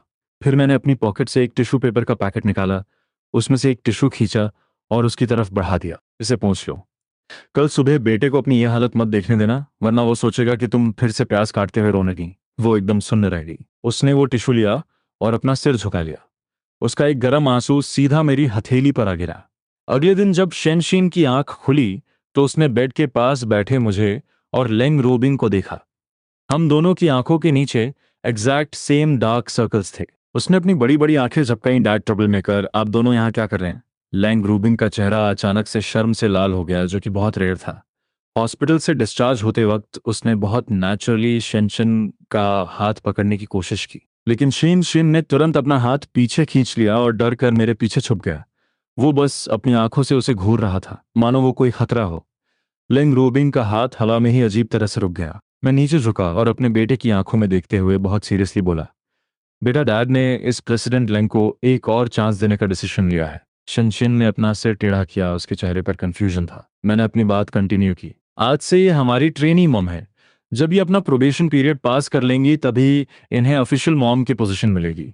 और आपका टेस्ट ये है कि आप ही हैं। लेंग रूबिंग हैरान रह गई और फिर उसकी आंखों में एक अजीब सी चमक आ गई, जैसे किसी डूबते हुए इंसान को कोई तिनका मिल गया हो। उसने जोर से अपना सिर हिलाया, मुझे मंजूर है, मैं टेस्ट के लिए तैयार हूँ। शेनशी ने अपने हाथ सीने पर बांधे और किसी बॉस की तरह लेंग रूइंग को ऊपर से नीचे तक देखा। उसने अपना गला साफ किया और एक स्ट्रिक्ट नेता वाली आवाज में कहा, ठीक है ट्रेनी मॉम नंबर 1, अब मैं तुम्हें तुम्हारा पहला टास्क देता हूँ। आज घर जाकर तुम्हें मेरे लिए खाना बनाना है। कंडीशन यह है कि खाना भले ही बहुत टेस्टी ना हो, लेकिन वो बुरा नहीं होना चाहिए। क्या तुम ये कर सकती हो? लैंग रूबिंग के चेहरे पर पल भर के लिए परेशानी दिखाई दी, लेकिन फिर उसने एकदम स्ट्रेट खड़े होकर किसी सोल्जर की तरह मिलिट्री सैल्यूट किया। Mission accepted. मैं पूरी कोशिश करूंगी। इन दोनों बाप बेटे का ये नाटक देखकर मेरी हंसी छूट गई। मैं खड़ा हुआ और लैंग रोबिन की तरफ पलट कर बोला, बाय द वे, मेरा टेस्ट सिर्फ एक ही है। वो मुझे बहुत नर्वस होकर देखने लगी। तुम ये कब सीखोगी कि बिना प्यास काटे भी कैसे रोया जाता है? लैंग रोबिंग ने मेरी तरफ देखा, फिर शेनशिन के उस सीरियस चेहरे को देखा। सुबह की उस हल्की हल्की धूप में, उस सदियों पुरानी बर्फीली ज्वालामुखी में आखिरकार हलचल होने लगी थी। उसके हमेशा टाइट रहने वाले होंठ बहुत ही क्लमजली लेकिन पूरी सच्चाई के साथ धीरे धीरे ऊपर की तरफ उठे और एक छोटी सी कच्ची सी मुस्कान उसके चेहरे पर आ गई। वो कोई परफेक्ट स्माइल नहीं थी, लेकिन वो उसके आज तक के किसी भी एक्सप्रेशन से कहीं ज्यादा गहरी थी। मुझे पता था कि हमारी कहानी तो बस अभी शुरू ही हुई थी। मैं और मेरा बेस्ट फ्रेंड एक साथ ट्रांसमाइग्रेट हो गए। वो इस दुनिया के सबसे अमीर आदमी का सालों पहले खोया हुआ बेटा बना, जो कि इस स्टोरी का मेन कैरेक्टर है। और मैं उसी अमीर परिवार का हेड बटलर बन गया। आज मुझे ऑर्फनेज से असली यंग मास्टर को घर वापस लाने का ऑर्डर मिला था। जैसे ही हमारी नजरें मिली, मेरे दोस्त ने मुझे फौरन पहचान लिया। अरे भाई, ये तो तू है। मुझे हैरान देखकर उसने धीरे से अपना सीक्रेट कोड बोला, कॉड जेड लिक्विड वाइन। मेरी धड़कन तेज हो गई। मैंने खुशी से पागल होते हुए रिप्लाई किया, एक कप 180 का। उसकी आंखों में एक चमक आ गई और उसने टेस्ट कंटिन्यू रखा, एक बड़ा धमाका। पूरे गांव वालों को खाना खिलाओ, मैंने जवाब दिया। उसने एक गहरी सांस ली। मैं तो बस घर पर ब्रेक डांस कर रहा था और बटलर ने मेरी टांगें तोड़ दी। डैम ब्रो, ये सच में तू ही है? मेरा दोस्त रोते हुए मेरे गले लग गया। Thank God. मुझे लगा मैं इस दुनिया में अकेला ही फंस गया हूं और अब मुझे बस धक्के खाने पड़ेंगे। अब हम दोनों मिलकर इस अमीर घर में राज करेंगे। मैं एक्साइटमेंट से लाल हो चुका था। मैं उससे और बातें करने ही वाला था कि तभी ऑर्फनेज की डायरेक्टर कॉन्ट्रैक्ट लेकर बाहर आई। उसका चेहरा एकदम से पीला पड़ गया। उसने मुझे साइड में खींचा और धीरे से माफी मांगते हुए बोली, बटलर फैंग, प्लीज गुस्सा मत होइएगा। जुआंग बिफान थोड़ा मुंहफट है, लेकिन वो दिल का बुरा नहीं है। मैं थोड़ा कंफ्यूज हो गया, क्या मतलब? वो अपने माथे का पसीना पोंछने लगी। उसने सीधे सीधे कुछ नहीं कहा, बस हाथ जोड़कर गिड़गिड़ाने लगी, मैं आपसे हाथ जोड़कर रिक्वेस्ट करती हूँ, प्लीज उस बच्चे की बातों का बुरा मत मानिएगा। आखिर वो जुआंग फैमिली का असली यंग मास्टर है। आप उसे वापस लेकर जाएंगे ना, प्लीज? उसकी बातों से ऐसा लग रहा था मानो वो किसी बहुत बड़े सिरदर्द से छुटकारा पाना चाहती हो। मैंने अपना सिर घुमाकर देखा। ऑर्फनेज के सारे टीचर्स और बच्चे मुझे ऐसी उम्मीद भरी नजरों से देख रहे थे, मानो मैं कोई भगवान हूं जो उन्हें बचाने आया हो। ऑफ कोर्स, मैं आज चेयरमैन के ऑर्डर पर एल्डेस्ट यंग मास्टर को घर वापस ले जाने ही आया हूं। आप टेंशन मत लीजिए। मैंने मुस्कुराते हुए कॉन्ट्रैक्ट लिया, उसे ध्यान से चेक किया और फिर उस पर बॉस का ऑफिशियल स्टैंप लगा दिया। ये देखते ही डायरेक्टर ने चैन की सांस ली और वो खुशी के मारे रोने लगी। पूरे ऑर्फनेज में जैसे आज़ादी का जश्न मनने लगा। खुशी से सब जोर जोर से चिल्लाने लगे, यहां तक कि गेट पर बंधा हुआ वो बड़ा सा पीला कुत्ता भी अपनी पिछली दो टांगों पर खड़ा होकर खुशी से उछलने लगा। उन सब की चीयर्स के बीच मैं और मेरा दोस्त कार में बैठ गए। भाई, तूने यहाँ ऐसा क्या कांड कर दिया कि ये लोग तुझे ऐसे विदा कर रहे हैं जैसे कोई बीमारी जा रही हो? मैंने हंसते हुए पूछा। मेरे दोस्त ने एक ईवल स्माइल दी। कुछ खास नहीं, बस उन पर अपनी पावर्स टेस्ट कर रहा था। फिर उसने मुझे पिछले 6 महीनों की कहानी सुनाई, जब से वो इस असली यंग मास्टर की बॉडी में आया था, जो पहले बस एक रोतलू और डरपोक बच्चा था। उसने अपनी जहरीली जबान से पूरे ऑर्फनेज की नाक में दम कर दिया था। उसने हर एक इंसान को इतनी गालियां दी थी कि वो वहां का नया बॉस बन गया था। डायरेक्टर से लेकर टीचर्स तक सबको उसने बुरी तरह परेशान कर रखा था। यहाँ तक कि वो पीला कुत्ता भी उससे इतना डरता था कि उसे खुश करने के लिए अपना ही खाने का बोल मुंह में दबाए घूमता था। मेरे दोस्त ने अपने हाथ सीने पर बांधे। उसके चेहरे पर एक बहुत ही घमंडी वाली स्माइल थी। हंसी आती है मुझे। उन लोगों को लगा था कि वो मुझे आसानी से बुली कर लेंगे। जब मैं ऑनलाइन गेम्स में लोगों की धज्जियां उड़ा रहा था तब वो लोग शायद पैदा भी नहीं हुए थे। वैसे फांग युआन, तू भी ट्रांसमाइग्रेट हो गया, और वो भी एक बटलर के कैरेक्टर में? उसने हैरानी से पूछा। अरे पूछ मत यार। उस रात जब हम गेमिंग कर रहे थे तो हम दोनों इस घटिया नॉवेल की बुराई कर रहे थे ना। बस गेम खत्म होते ही मैं इस नॉवेल के अंदर आ गिरा। डैम, मेरे साथ भी सेम यही हुआ। उस वक्त मैंने कहा था ना कि इस स्टोरी का असली यंग मास्टर कितना बड़ा बेवकूफ है। अगर मैं उसकी जगह होता तो उस फेक यंग मास्टर और उस पार्शल फैमिली की धज्जियां उड़ा देता। हाँ, और मैंने कहा था कि अगर मैं बटलर होता तो मैं उन सबकी टांगे तोड़ देता। तो देख, हमारी बातें सच हो गई। वो सोल ट्रांसमाइग्रेशन के जरिए इस नॉवेल के मेन कैरेक्टर की 13 साल की बॉडी में आया था और मैं अपनी ही बॉडी के साथ डायरेक्ट यहाँ आ गिरा था। इसीलिए उसने मुझे तुरंत पहचान लिया। लेकिन नॉवेल के हिसाब से असली यंग मास्टर को तब घर वापस लाया जाता है जब वो 18 साल का होने वाला होता है। ये 5 साल पहले कैसे हो गया? ये सब आधा महीने पहले मेरी एक मास्टर स्ट्रोक की वजह से हुआ है, जिसने पूरी स्टोरी की टाइमलाइन बदल दी।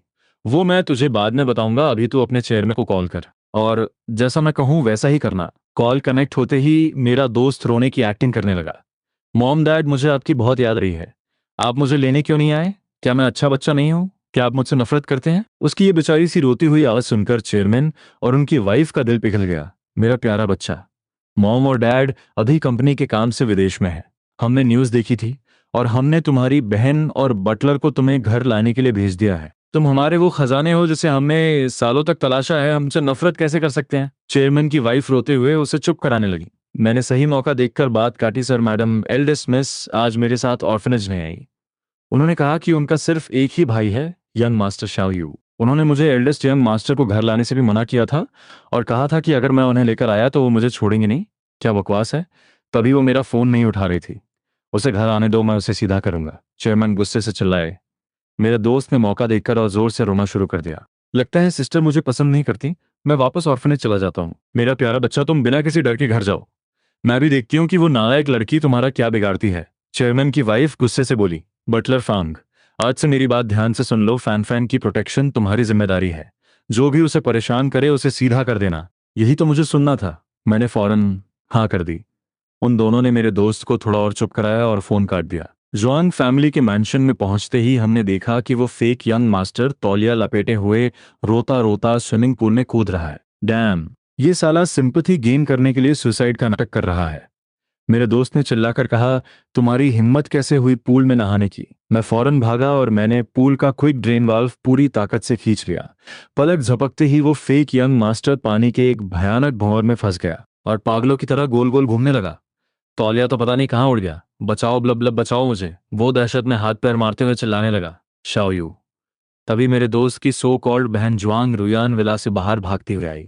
लेकिन उसने देखा कि जुआंग हायू चारों हाथ पैर फैलाए पूल के एकदम बॉटम में सफेद टाइल्स पर किसी उल्टे कछुए की तरह चिपका हुआ है। पानी का लेवल अब उसकी कमर से भी नीचे जा चुका था। मैंने एकदम से शॉक होने की एक्टिंग की और अपना मुंह हाथ से ढक लिया। ओह, तो ये सेकंड यंग मास्टर थे? मुझे लगा कोई बेशरम इंसान टॉवल पहनकर नहाने घुस गया है। शुक्र है मैंने पानी ड्रेन कर दिया, वरना सेकंड यंग मास्टर को कुछ हो जाता। एनीवे, मैं इंट्रोड्यूस करवाता हूँ। ये है आपके सगे भाई जुआंग बिफान। सर और मैडम ने हमें इनका ख्याल रखने का ऑर्डर दिया है। मेरी बात पूरी होने से पहले ही जुआंग रुयन ने मेरे दोस्त को एक नफरत भरी नज़र से देखा। ये सब तुम्हारी वजह से हुआ है। तुम्हारी वजह से ही शाओयू की ये हालत हुई है। दफा हो जाओ यहाँ से। उसने मेरे दोस्त को धक्का दिया और जुआंग हाओयू को बाहर निकालने के लिए पूल में कूदने लगी, लेकिन उस भयानक सक्शन फोर्स की वजह से उसका पैर फिसला और वो सीधी जुआंग हाओयू के ऊपर जा गिरी। आह! जुआंग हाओयू कुछ समझ पाता उससे पहले ही रुयान का सिर सीधा उसके चेहरे पर जा लगा। खून की एक तेज धार फव्वारे की तरह उसके मुंह से फूट पड़ी। ये नज़ारा देखकर मेरे दोस्त की जोर से हंसी छूट गई। हाँ, क्या कमाल का वेलकम है। एक ने डाइविंग की और दूसरे ने सीधा हेडशॉट मारा। Brilliant, outstanding. वो तालियां बजाते हुए उसे चिढ़ाने लगा। सिस्टर, तुम्हारे इस टैलेंट को देखकर तो तुम्हें शाओलिन टेम्पल में हेडबट की ट्रेनिंग लेनी चाहिए। मैं मॉम डैड से बात करूंगा कि तुम्हें पहाड़ों पर किसी गुरु के पास भेज दें। और हाँ छोटे भाई, ये मत कहना कि मैंने तुम्हें धक्का दिया था। मेरे पास पक्के सबूत हैं। मैंने मुस्कुराते हुए अपने सूट की पॉकेट से फोन निकाला और उसे जोंग रुयान के चेहरे के सामने कर दिया। यही सच है एल्डेस्ट मिस। सर और मैडम ने मुझे स्पेशली ऑर्डर दिया था कि मैं एल्डेस्ट यंग मास्टर के पहले दिन की पूरी वीडियो रिकॉर्ड करूं। तो जो कुछ भी अभी यहाँ हुआ है वो सब मैंने रिकॉर्ड कर लिया है। जुआंग रुयान ने पलटकर फोन की स्क्रीन देखी और सच में उसमें सब कुछ रिकॉर्ड था। जुआंग हायू ने तौलिया लपेटा था और वो छुप छुप कर देख रहा था। जैसे ही हम पास आए, उसने जानबूझकर खुद को पूल में गिरा दिया। और सबसे भयानक बात यह थी कि वीडियो ऑलरेडी चेयरमैन के चैट बॉक्स में सेंड हो चुकी थी। अगले ही सेकंड चेयरमैन का वीडियो कॉल आ गया। वो गुस्से से दहाड़ रहे थे। जुआंग रुयान, क्या तुम ऐसे अपने सगे भाई का वेलकम करती हो? अगर तुमने उसे फिर से डराने की कोशिश की तो मैं तुम्हारी हड्डियां तोड़ दूंगा। चेयरमैन की वाइफ ने भी ठंडी आवाज में कहा। जुआंग हायू, अगर मुझे फिर से पता चला कि तुमने फैन फैन को परेशान करने के लिए ऐसी कोई घटिया चाल चली है तो तुम्हारा इस घर में रहना बंद हो जाएगा। तुम दोनों फैन फैन के साथ तमीज से रहना सीखो, वरना मेरे वापस आने पर तुम दोनों की खैर नहीं। यह आखिरी वार्निंग देकर चेयरमैन ने फोन काट दिया।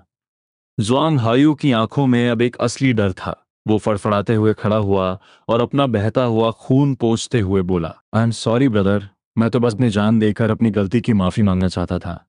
ये मेरी गलती है कि मैंने इतने सालों तक तुम्हारी जगह ली।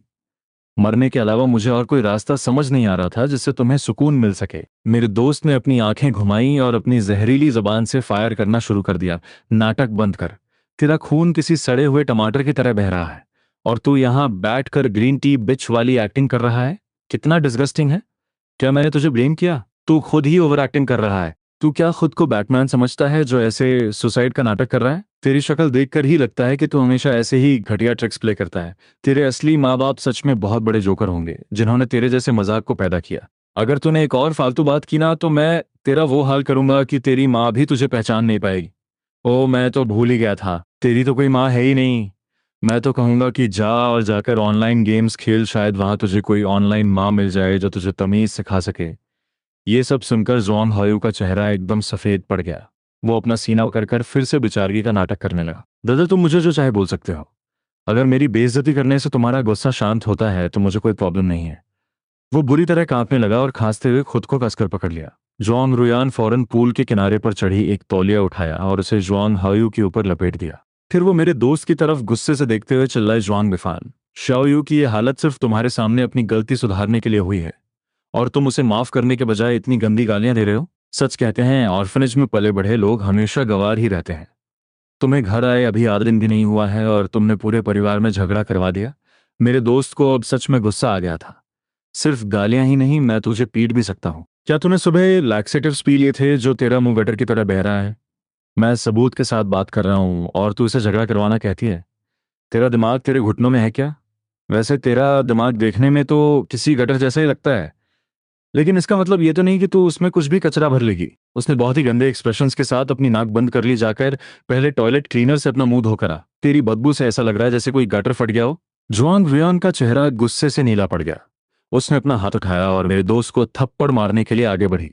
मैं फौरन आगे आया और मैंने उसकी रिस्ट को कसकर पकड़ लिया और फिर मैंने अपने दूसरे हाथ से उसके चेहरे पर एक के बाद एक कई जोरदार थप्पड़ जड़ दिए। तुम्हारी हिम्मत कैसे हुई? सर और मैडम ने ऑर्डर दिया है कि जो भी एल्डेस्ट यंग मास्टर को परेशान करेगा उसे मैं सीधा करूंगा। स्लैप स्लैप जोंग रुयन के गाल पूरी तरह से सूज चुके थे।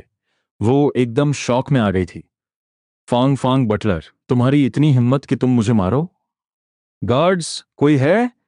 ये आखिर हो क्या रहा है यहाँ? उसने चीखते हुए बॉडीगार्ड्स को बुलाया। फांग बटलर ने अपनी हदें पार कर दी हैं। इसे पकड़ो। मैंने अपने दोनों हाथों की नकल्स को चटकाया। सर और मैडम का ऑर्डर है, जो भी एल्डेस्ट यंग मास्टर को छुएगा मैं उसे मारूंगा। जब तक बात जान लेने पर नहीं आती तब तक मुझे कोई नहीं रोक सकता। एल्डेस्ट मिस, अगर आपने एल्डेस्ट यंग मास्टर को छुआ तो मुझसे बुरा कोई नहीं होगा। ट्रांसमाइग्रेट होने से पहले मैं नेशनल एमएमए चैंपियन था, और इस हेड बटलर के कैरेक्टर में आने के बाद तो मैंने अपनी ट्रेनिंग और भी सख्त कर दी थी। मैं रोजाना मैंशन के बॉडीगार्ड्स के साथ प्रैक्टिस करता था। सबको पता था कि फैंग बटलर अकेले 10 लोगों पर भारी है, और वो अपने नंगे हाथों से लोहे की रॉड भी मोड़ सकता है। मेरा एक खतरनाक रूप देखकर बॉडीगार्ड्स का कैप्टन डर कर पीछे हट गया। अगर ऐसी बात है तो हम इसमें दखल नहीं दे सकते, छोड़ो, रहने दो। तभी उन बॉडीगार्ड्स के पीछे खड़ी एक खूबसूरत लड़की, जिसकी हाइट लगभग जुआंग रुयान जितनी ही थी, सामने आई। शाओयू, तुम्हें क्या हुआ? तुम्हें इस तरह किसने मारा? ये शन योचू थी, उसी बॉडीगार्ड कैप्टन की बेटी जो नोवेल में फेक यंग मास्टर की चाटुकारिता करती है। वो और जुआंग हाओयू बचपन से साथ पले बड़े थे। वो खूबसूरत थी, इसलिए जुआंग हाओयू उसे बहुत पसंद करता था। ओरिजिनल स्टोरी में असली यंग मास्टर के वापस आने पर उसे शेन योचू से पहली नज़र में ही प्यार हो जाता है। जब जुआंग हाओयू को ये बात पता चलती है तो वो शेन योचू का इस्तेमाल करके असली यंग मास्टर को टॉर्चर करता है। वो शन योचू को हमेशा असली यंग मास्टर के आसपास रहने को कहता है, और जब असली यंग मास्टर का दिल पूरी तरह उस पर आ जाता है तब वो अपना असली खेल शुरू करता है। जैसे जब वो दोनों बर्फीले पहाड़ों पर डेट के लिए गए थे तो जुआंग हाओई ने जानबूझकर शन योचू को वापस बुला लिया और असली यंग मास्टर को उस जमा देने वाली ठंड में अकेले मरने के लिए छोड़ दिया। और जब उन्होंने कॉन्सर्ट देखने का प्लान बनाया था तो जुआंग हाओयू ने शन योचू को अपने साथ अम्यूजमेंट पार्क चलने पर मजबूर कर दिया। असली यंग मास्टर पूरी रात उस ठंड में कॉन्सर्ट के टिकट पकड़े हुए उसका इंतजार करता रहा और उसे भयानक निमोनिया हो गया। बाद में जब उन्हें पता चला कि चेयरमैन उसे अपनी प्रॉपर्टी में हिस्सा नहीं देंगे तो जुआंग हाओयू ने शेन योचू को भड़काया कि वो चेयरमैन को सेड्यूस करे। असली यंग मास्टर शेन योचू के प्यार में इतना अंधा था कि उसने अपने ही माँ बाप से बगावत कर दी। अगर मेरी शादी इससे नहीं हुई तो मैं इस जॉन्ग फैमिली का हिस्सा नहीं रहना चाहता। आखिरकार उसे घर से निकाल दिया गया और उन दोनों ने मिलकर उसे मार डाला। ये सब याद करके मेरे हाथों में खुजली होने लगी। मेरा मन कर रहा था कि मैं उसे जान से मार दूं। शनयोचू ने नोवेल की तरह ही अपने चेहरे पर एक बहुत ही घमंडी और कोल्ड लुक लाया और मेरे दोस्त की तरफ देखा। तो तुम हो जुआंग फैमिली के वो खोए हुए असली यंग मास्टर? क्या तुमने हायू को मारा है? अगर ये ओरिजिनल स्टोरी होती तो असली यंग मास्टर फौरन घबरा जाता, उसका चेहरा लाल हो जाता और वो हकलाते हुए अपना इंट्रोडक्शन देता। लेकिन अब मेरे दोस्त ने बस एक ठंडी हंसी हंसी, तू इसे शायू बुला रही है? मुझे तो पता ही नहीं था कि मेरे माँ बाप ने एक और कचरा गोद लिया है। बॉडीगार्ड्स के कैप्टन ने फौरन सफाई देनी चाहिए। एल्डेस्ट यंग मास्टर, ये मेरी बेटी है। ये और शाओयू बचपन से साथ ही पले बढ़े हैं, इसलिए शायद उसकी बात पूरी होने से पहले ही मेरा दोस्त उछला और उसने शन योचू के चेहरे पर एक जोरदार थप्पड़ रसीद कर दिया। Shut up! एक मामूली बॉडीगार्ड की बेटी की इतनी हिम्मत कि वो मुझसे ऐसे बात करे? क्या तू पिछले जन्म में कोई अंडरवेयर थी जो इतना शो ऑफ कर रही है? तुझे यह हक किसने दिया? फैंग बटलर, इस एहसान फरामोश लड़की की टांगें तोड़ दो। Yes eldest young master. मैं पलटा और मैंने पूल के पास रखी एक लकड़ी कुर्सी उठा ली। मैंने कुर्सी को सीधा शन योचू की टांगों पर पूरी ताकत से दे मारा। क्रैक! वो कुर्सी टूटकर चकनाचूर हो गई। आह! जो शन योचू एक सेकंड पहले तक इतनी एटीट्यूड में थी, वो अब जमीन पर गिरकर अपनी टांगे पकड़े हुए बुरी तरह चीख रही थी। तुम इतने छोटे होकर भी इतने बुरे कैसे हो सकते हो? मैं अभी जाकर चेयरमैन और मैडम को सब कुछ बताऊंगी। जुआंग फैमिली तुम्हारे जैसे जंगली और बदतमीज इंसान को कभी अपना बेटा नहीं मानेगी। अभी भी जबान चल रही है, इसका मुंह तोड़ दो। मैंने टूटी हुई कुर्सी फेंके नीचे बैठा और पूरी ताकत से उसके मुंह पर लगातार थप्पड़ मारने लगा। Slap slap slap! शन यूचू के गाल सूजकर लाल हो गए और उसके होठों से खून रिसने लगा। उसकी आंखों में जो घमंड था वह पूरी तरह खौफ में बदल चुका था। जुआंग हाओयू ये सब देखकर बुरी तरह डर गया। चीजें उसके प्लान के हिसाब से बिल्कुल नहीं चल रही थीं। वो फौरन मेरे दोस्त के पैरों में गिर पड़ा और रोते हुए भीख मांगने लगा। ब्रदर, प्लीज उसे मारना बंद करो।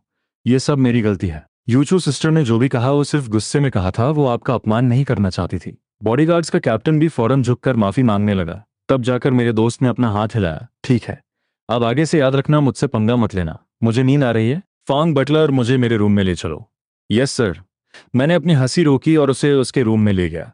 रूम में पहुंचने के बाद मैंने उससे पूछा कि आखिर उसने ऐसा क्या मास्टर स्ट्रोक खेला था कि चेयरमैन ने उसे 5 साल पहले ही ढूंढ लिया। उसने बताया कि एक हफ्ते पहले कुछ ब्लॉगर्स ऑर्फनेज में एक थैंक्सगिविंग एंड लव नाम का डोनेशन लाइव स्ट्रीम करने आए थे। उन्होंने शर्त रखी थी कि सारे बच्चों को रोते हुए अपने दुखड़े सुनाने होंगे ताकि व्यूअर्स को सिंपैथी आए और वो ज्यादा से ज्यादा डोनेट करें। जब मेरे दोस्त की बारी आई तो उसने रोने के बजाय कैमरा के सामने हंसते हुए कहा, वाओ, कोई ये सब देखेगा तो उसे लगेगा कि ऑर्फनेज नहीं बल्कि कोई एक्टिंग स्कूल है। शॉन फैमिली के लोग भी इतना रो धो नहीं करते होंगे। क्या डोनेशन मांगने का कोई और डिसेंट तरीका नहीं है? अगर आप लोग कहें तो मैं आप सबके लिए एक स्टैंड अप कॉमेडी शो कर दूं। उसकी इस एक हरकत ने उस पूरे इवेंट की धज्जियां उड़ा दी। Hashtag orphanage demon king show नाम का हैशटैग इंटरनेट पर बुरी तरह वायरल हो गया।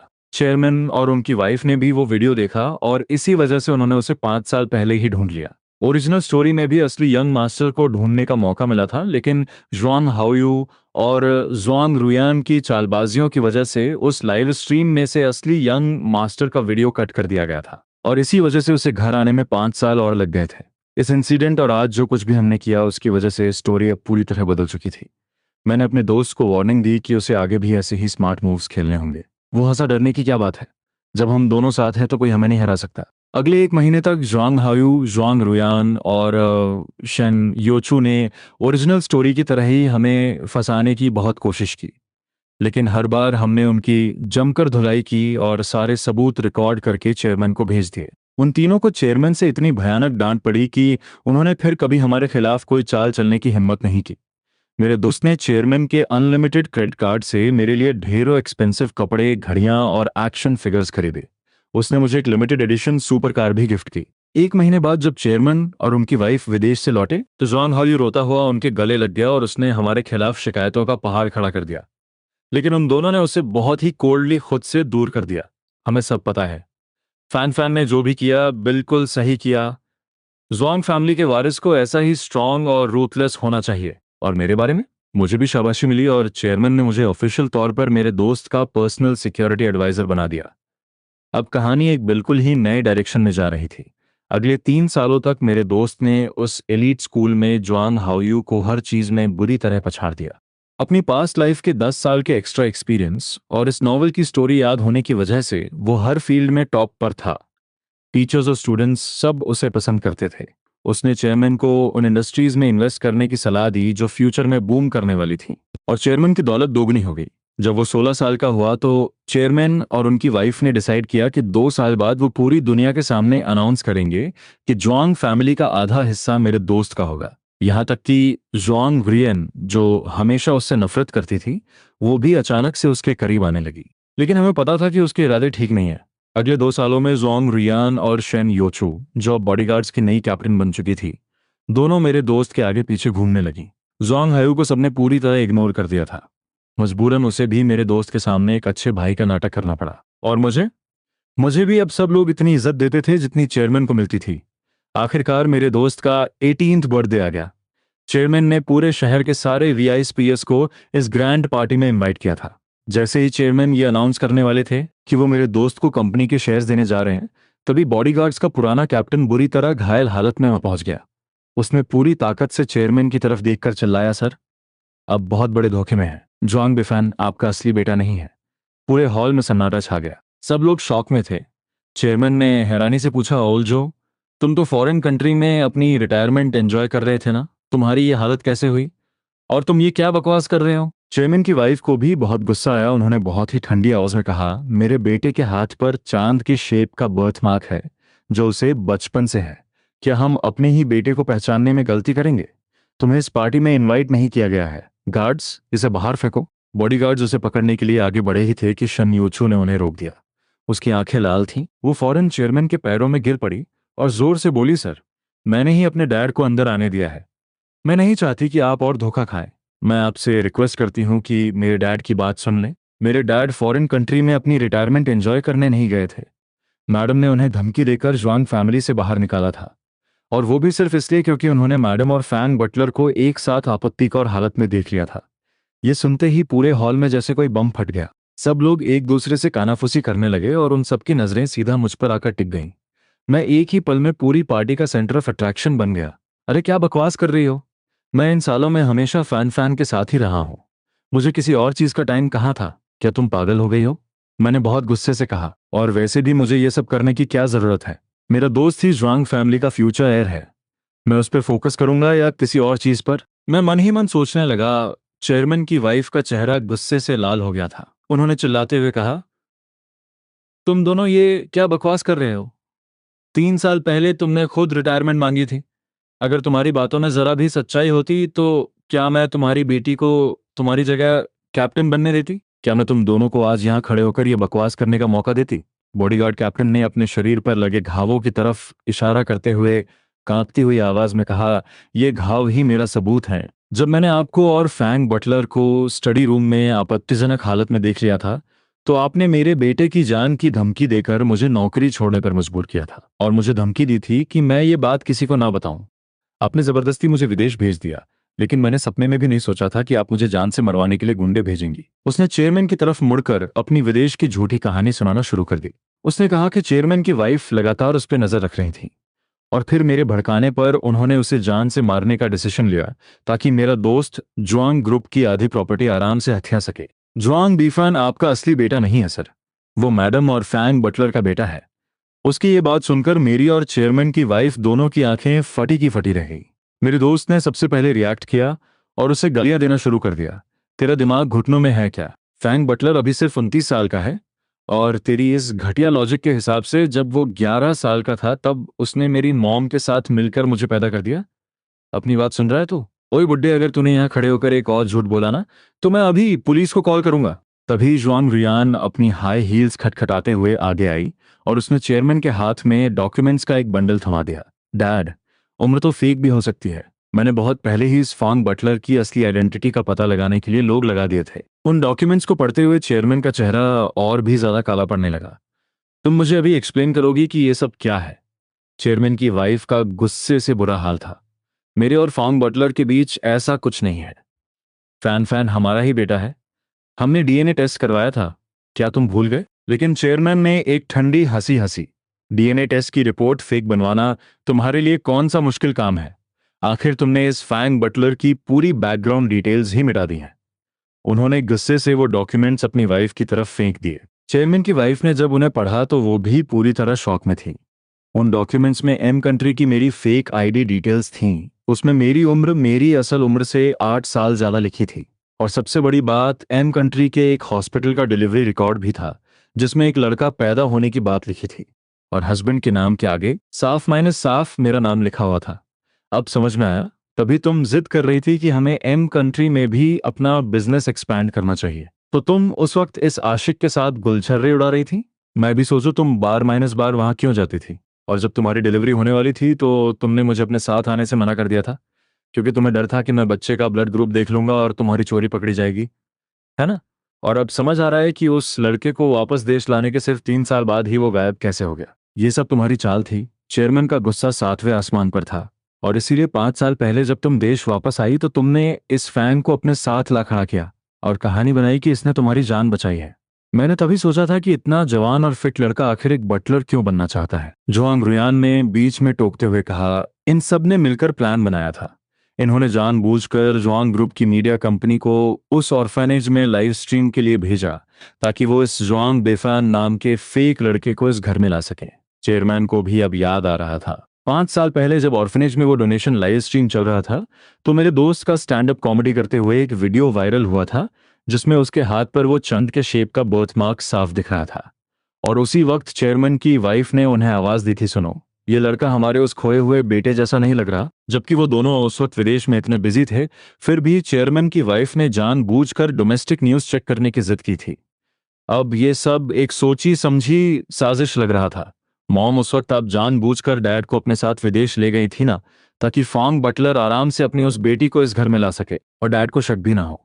जुआंग हाओयू भी रोते रोते अपनी ग्रीटी एक्टिंग करने लगा। तभी तो फैंग बटलर हमेशा ब्रदर को प्रोटेक्ट करता था। उसने मेरे और चू चू सिस्टर के लिए भी ऐसा ही किया। उसने कहा था कि ये मॉम डैड का ऑर्डर है। उसने कहा था कि जो भी ब्रदर को परेशान करेगा उसे वो मारेगा। शैन यूचू ने भी 5 साल पुराना वो वीडियो निकाल कर दिखा दिया। चेयरमैन सर देखिए, उस दिन फॉन्ग बटलर ने मेरी टांगे तोड़ने की कोशिश की थी। मैंने बस इतना कहा था कि जुआंग फैमिली कभी ऐसे बदतमीज लड़के को अपना वारिस नहीं मानेगी, और मेरी इस बात पर वो एकदम पागल हो गए और उन्होंने मुझे बुरी तरह मारा। अब समझ आ रहा है, मैंने उनकी सबसे दुखती रग पर हाथ रख दिया था। तभी तो पिछले 5 सालों से ये दोनों इस घर में इतनी मनमानी कर रहे हैं। क्योंकि मैडम हमेशा उन्हें सपोर्ट करती आई हैं। जॉन हाओयू ने चेयरमैन की तरफ मुड़कर रोते हुए कहा, डैड, भले ही मैं आपका अडॉप्टेड बेटा हूं, लेकिन मैं आपको सबसे ज्यादा प्यार करता हूं। मैं आपके लिए किसी को भी धोखा नहीं दूंगा। मेरे दोस्त की हंसी छूट गई। वाह रे एक्टर्स, क्या एक्टिंग की है। अगर तुम लोगों को इतने सालों से पता था कि मैं एक नाजायज औलाद हूं, तो तुम सब मेरे आगे पीछे दुम क्यों हिला रहे थे? ये सारे सबूत तुम लोगों ने खुद फेक बनाए हैं। डैड, अगर आपको पुरानी डीएनए रिपोर्ट पर शक है तो आप अभी किसी और से नई रिपोर्ट बनवा लीजिए। मेरी मॉम का इसमें कोई इन्वॉल्वमेंट नहीं होगा। मैंने भी आगे बढ़कर बहुत ही सीरियस टोन में कहा, सर, अगर आपको अभी भी शक है तो आप मेरा और एल्डेस्ट यंग मास्टर का भी डीएनए टेस्ट करवा लीजिए। दूध का दूध और पानी का पानी हो जाएगा। चेयरमैन का गुस्सा, जो अब तक सातवें आसमान पर था, इन बातों से थोड़ा शांत हुआ। उनका दिमाग अब रैशनली काम करने लगा था। उन्होंने शक भरी नजरों से जुआंग रियान, जुआंग हाओयू और शन योचू की तरफ देखा। फैन फैन सही कह रहा है। अगर तुम लोगों को इतने सालों से इसकी असलियत पता थी तो तुम इसे मक्खन क्यों लगा रहे थे? तुम सीधा मुझे आकर बता सकते थे। इतने सालों तक चुप रहने की क्या जरूरत थी? शेन योचू एक कदम आगे आई। उसके चेहरे पर बहुत ही दुख भरे एक्सप्रेशंस थे। उसने ऐसे एक्टिंग की मानो वो बहुत बड़ा राज खोलने जा रहे हो।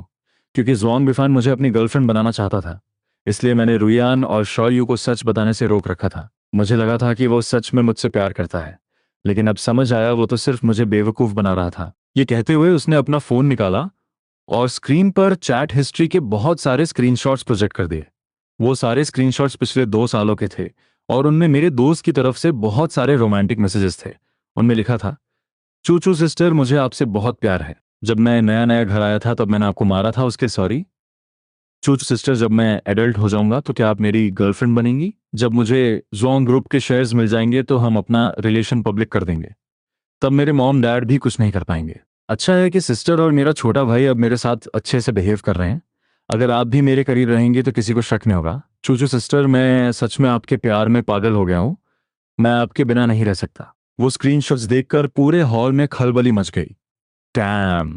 तो क्या असली यंग मास्टर को अपनी बॉडीगार्ड की बेटी से प्यार हो गया? बकवास।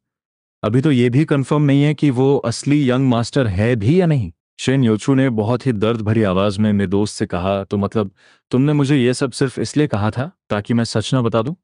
तुम्हारा असल मकसद सिर्फ मेरा मुंह बंद रखना था, क्योंकि तुम्हें डर था कि मेरे डैड ने विदेश जाने से पहले मुझे सब कुछ बता दिया होगा। रिफान, तुमने मुझे बहुत बड़ा धोखा दिया है। मैं तो अपना दिल निकालकर तुम्हें देने के लिए तैयार थी।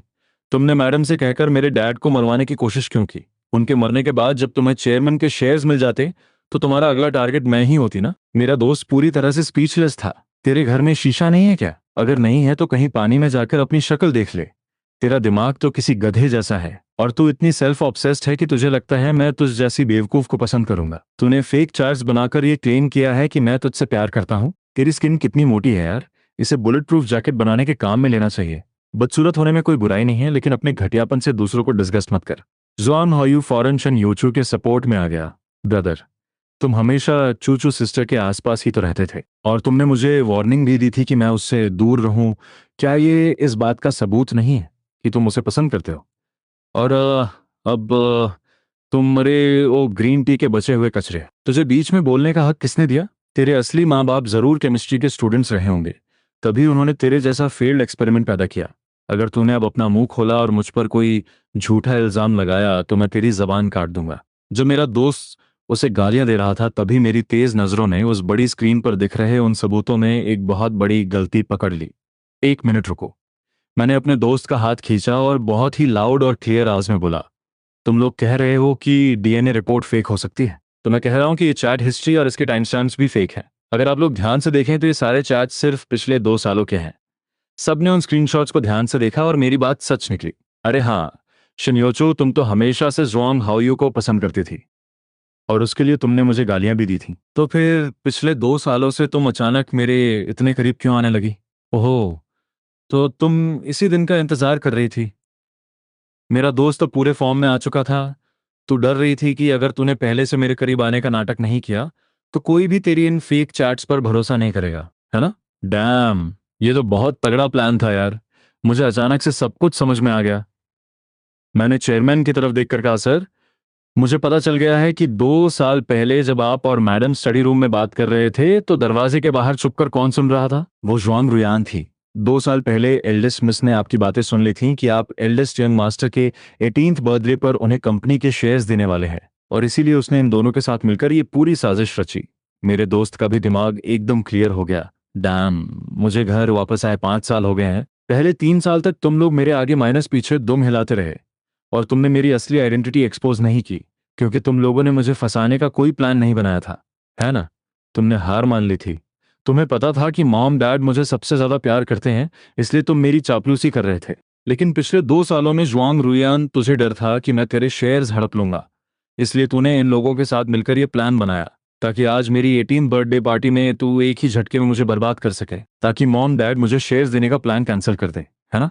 और अगर मैं बाद में अपनी आइडेंटिटी प्रूव भी कर देता, तो भी डैड के मन में शक का एक बीज तो बो ही दिया जाता, और फिर वो फांग बटलर को घर से बाहर निकाल देते, जिससे मेरा सबसे बड़ा सपोर्ट सिस्टम खत्म हो जाता, और फिर फ्यूचर में तुम लोग मुझे आराम से बुली कर सकते थे। वो जितना बोल रहा था उसकी स्पीड उतनी ही तेज होती जा रही थी। डैड, आप किसी प्रोफेशनल हैकर को बुलाकर इन चैट्स को वेरीफाई करवाइए, सच सामने आ जाएगा। और हाँ, इस शेन योचू के डैड के बारे में भी इन्वेस्टिगेशन करवाइए कि पिछले 3 सालों में वो असल में कहाँ था और किससे मिल रहा था। प्लीज डैड, अभी के अभी ऑर्डर दीजिए, मुझे बहुत गुस्सा आ रहा है। और हाँ, मेरा और फैंग बटलर का भी डीएनए टेस्ट करवाइए। अगर मैं आपका असली बेटा हूं तो आपको मेरे और मॉम के लिए स्टैंड लेना ही होगा। चेयरमैन की वाइफ की आंखें भी लाल हो चुकी थीं। उन्होंने रोते हुए कहा, सुनो, अगर सच में इस लड़की ने फैन फैन को फंसाने की कोशिश की है, तो हम इसे इस घर से बाहर निकाल देंगे। हमारी ज्वांग फैमिली में ऐसे धोखेबाज और एहसान फरामोश लोगों की कोई जगह नहीं है। ज्वांग रुयान के चेहरे का रंग पूरी तरह उड़ चुका था। वो बुरी तरह घबरा गई और चीखने लगी। डैड, मैंने तो बस ये पता लगाया था कि फैंग बटलर और मॉम के बीच कुछ चक्कर है, इसलिए मुझे भाई की आइडेंटिटी पर शक हुआ था। मैंने जो भी किया सिर्फ आपको धोखे से बचाने के लिए किया। आप अपनी सगी बेटी को कैसे भूल सकते हैं? उसका ये रिएक्शन देखकर चेयरमैन समझ चुके थे कि असली खेल क्या है। उन्होंने फॉरेन कंट्री से एक टॉप मेडिकल टीम को बुलाने के लिए कॉल किया। कॉल खत्म करने के बाद उन्होंने जुआंग रियान को बहुत ही ठंडी नजरों से देखा। अभी कुछ भी प्रूव नहीं हुआ है। तुम इतनी पैनिक क्यों कर रही हो? टेंशन मत लो।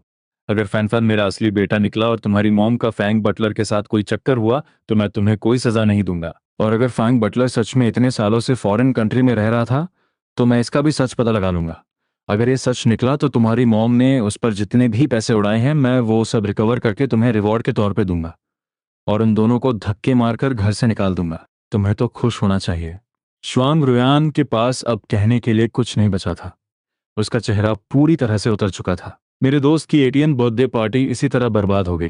गेस्ट को चुप रहने की वार्निंग देकर वापस भेज दिया गया, लेकिन 2 दिन के अंदर ही सारा सच शीशे की तरह साफ हो गया। डीएनए टेस्ट ने प्रूव कर दिया कि मेरा दोस्त 100% चेयरमैन का ही असली बेटा है, और मेरा उसके साथ कोई ब्लड कनेक्शन नहीं है।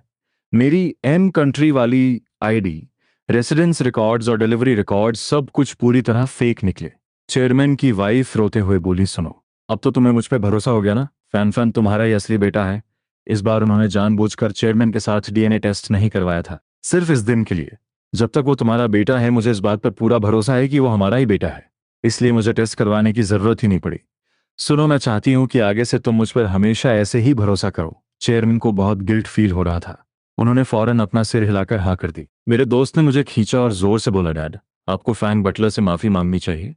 वो बेचारा एक इनोसेंट सिंगल लड़का है, और उस पर किसी का आशिक होने का इल्जाम लगा दिया गया। अब वो इंडस्ट्री में किसी को मुंह दिखाने लायक नहीं रहा। मुझे पता है मेरी फॉरेन कंट्री वाली लाइफ फेक निकलने के बाद चेयरमैन ने चैन की सांस ली, लेकिन वो अभी भी सेटिस्फाइड नहीं थे। उन्होंने मेरे बैकग्राउंड की गहराई से इन्वेस्टिगेशन करवाई, लेकिन उन्हें कुछ भी नहीं मिला। सब कुछ एकदम ब्लैंक था। ऐसा लग रहा था जैसे मैं हवा में से ही अचानक प्रकट हो गया हूं। उन्हें मेरी डोमेस्टिक आईडी और बर्थ रजिस्ट्रेशन रिकॉर्ड्स भी नहीं मिले। मजबूर होकर चेयरमैन ने उस टॉप मेडिकल टीम से मेरा बोन एज असेसमेंट करवाया। रिपोर्ट में साफ लिखा था कि मेरे बोन स्ट्रक्चर और दांतों की ग्रोथ के हिसाब से मेरी असल उम्र 29 साल ही है। अब जाकर जुआंग रुयान और उसके गैंग का वो झूठ कि मैं मेरे दोस्त का असली बाप हूं, पूरी तरह से खत्म हो गया। शेन यूचू के बाप के बारे में भी सच सामने आ गया। वो पिछले 3 सालों से विदेश गया ही नहीं था। वो बहुत सारा पैसा लेकर साउथ कोस्ट के एक आइलैंड पर आराम से रह रहा था, और शेन यूचू कई बार उससे मिलने भी गई थी। उसके शरीर पर जो चोट के निशान थे वो उसी गुंडों ने मारे थे जिन्हें शेन यूचू ने हायर किया था। विदेश में किसी असैसिन ने उस पर कोई अटैक नहीं किया था। जब ये सारी सच्चाई सामने आई तो चेयरमैन और उनकी वाइफ ने फौरन ऑर्डर दिया कि जोंग रुयान और जोंग हाओयू को ऑफिशियल डॉक्यूमेंट साइन करवाकर घर से निकाल दिया जाए।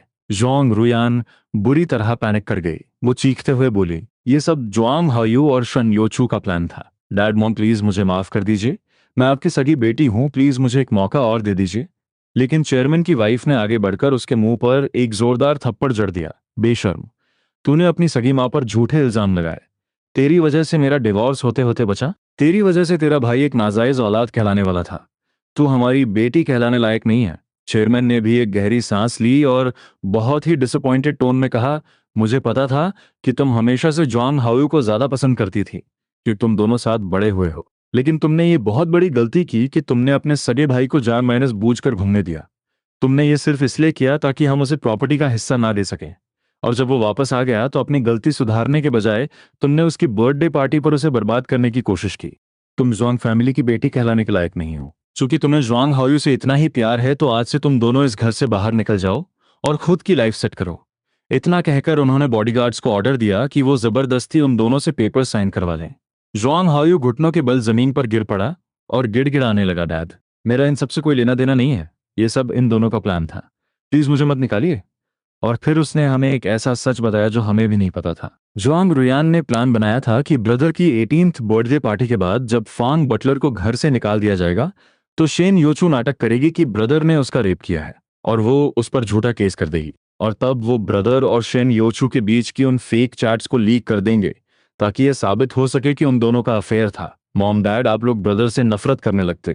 ये सुनकर हम सबकी सांसें अटक गईं। सच में अगर उनका ये प्लान सक्सेसफुल हो जाता तो चेयरमैन चाहे अपने बेटे से कितना भी प्यार क्यों ना करते, उनके मन में भी उसके लिए गुस्सा और नफरत भर जाती। शुक्र है कि मेरा भाई उस नॉवेल के उस बेवकूफ यंग मास्टर की तरह नहीं है और शुक्र है कि मैं हमेशा उसके साथ था, वरना इन फेक सबूतों और चैट्स के दम पर मेरा भाई पूरी तरह से बर्बाद हो जाता। शायद उसे जेल भी हो जाती। ओह, अगर तुम इतना कॉन्फिडेंस से ये बात कह रहे हो तो तुम्हारे पास सबूत भी होंगे? चेयरमैन ने बहुत ही ठंडी आवाज में पूछा। जुआन हाओ ने फौरन अपना फोन निकाला और चेयरमैन को दे दिया। मैंने उन दोनों की चैट हिस्ट्री सेव करके रखी थी। चेयरमैन और उनकी वाइफ ने वो चैट्स पढ़े और सच में उन दोनों ने पार्टी के बाद मेरे दोस्त को पूरी तरह बर्बाद करने का पूरा प्लान बना रखा था। तुम लोग इंसान नहीं जानवर हो।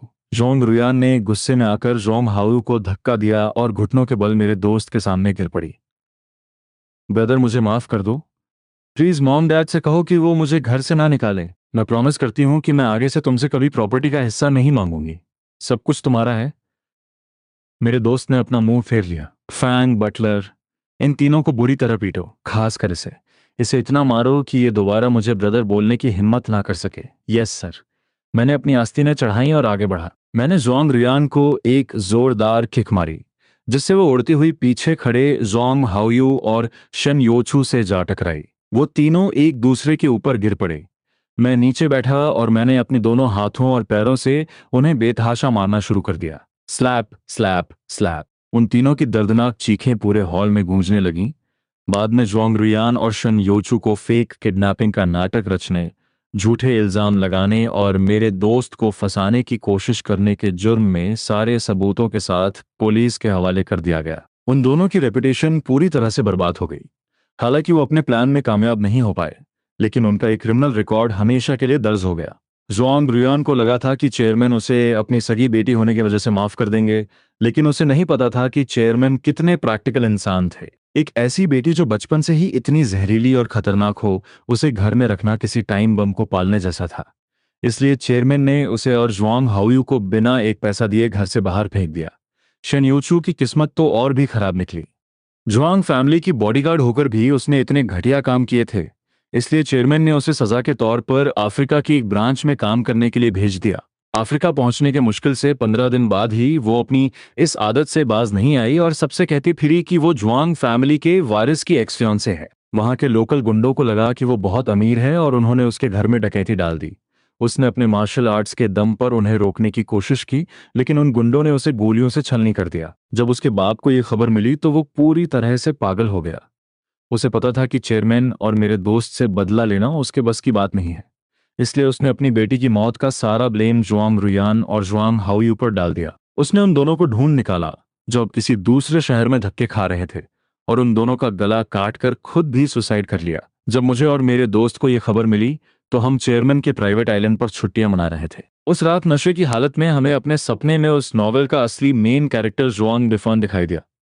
वो बहुत खुशी से मुस्कुरा रहा था और उसने हमें दिल से थैंक यू कहा। थैंक यू मेरी लाइफ को बचाने के लिए। मैंने और मेरे दोस्त ने हंसते हुए जवाब दिया, योर वेलकम ब्रो। हमने भी बहुत मजे किए। अब तो अपनी ये शानदार लाइफ एंजॉय कर। जब हमारी आंख खुली तो हम वापस अपनी रियल लाइफ में आ चुके थे। मेरे दोस्त का कॉल आया, वो खुशी से चीख रहा था, डैम फॉन्ग युआन। मैं अभी तक उस शौक से बाहर नहीं आया हूं। मैं बस इतना कहना चाहता हूं कि वो लाइफ सच में कमाल की थी।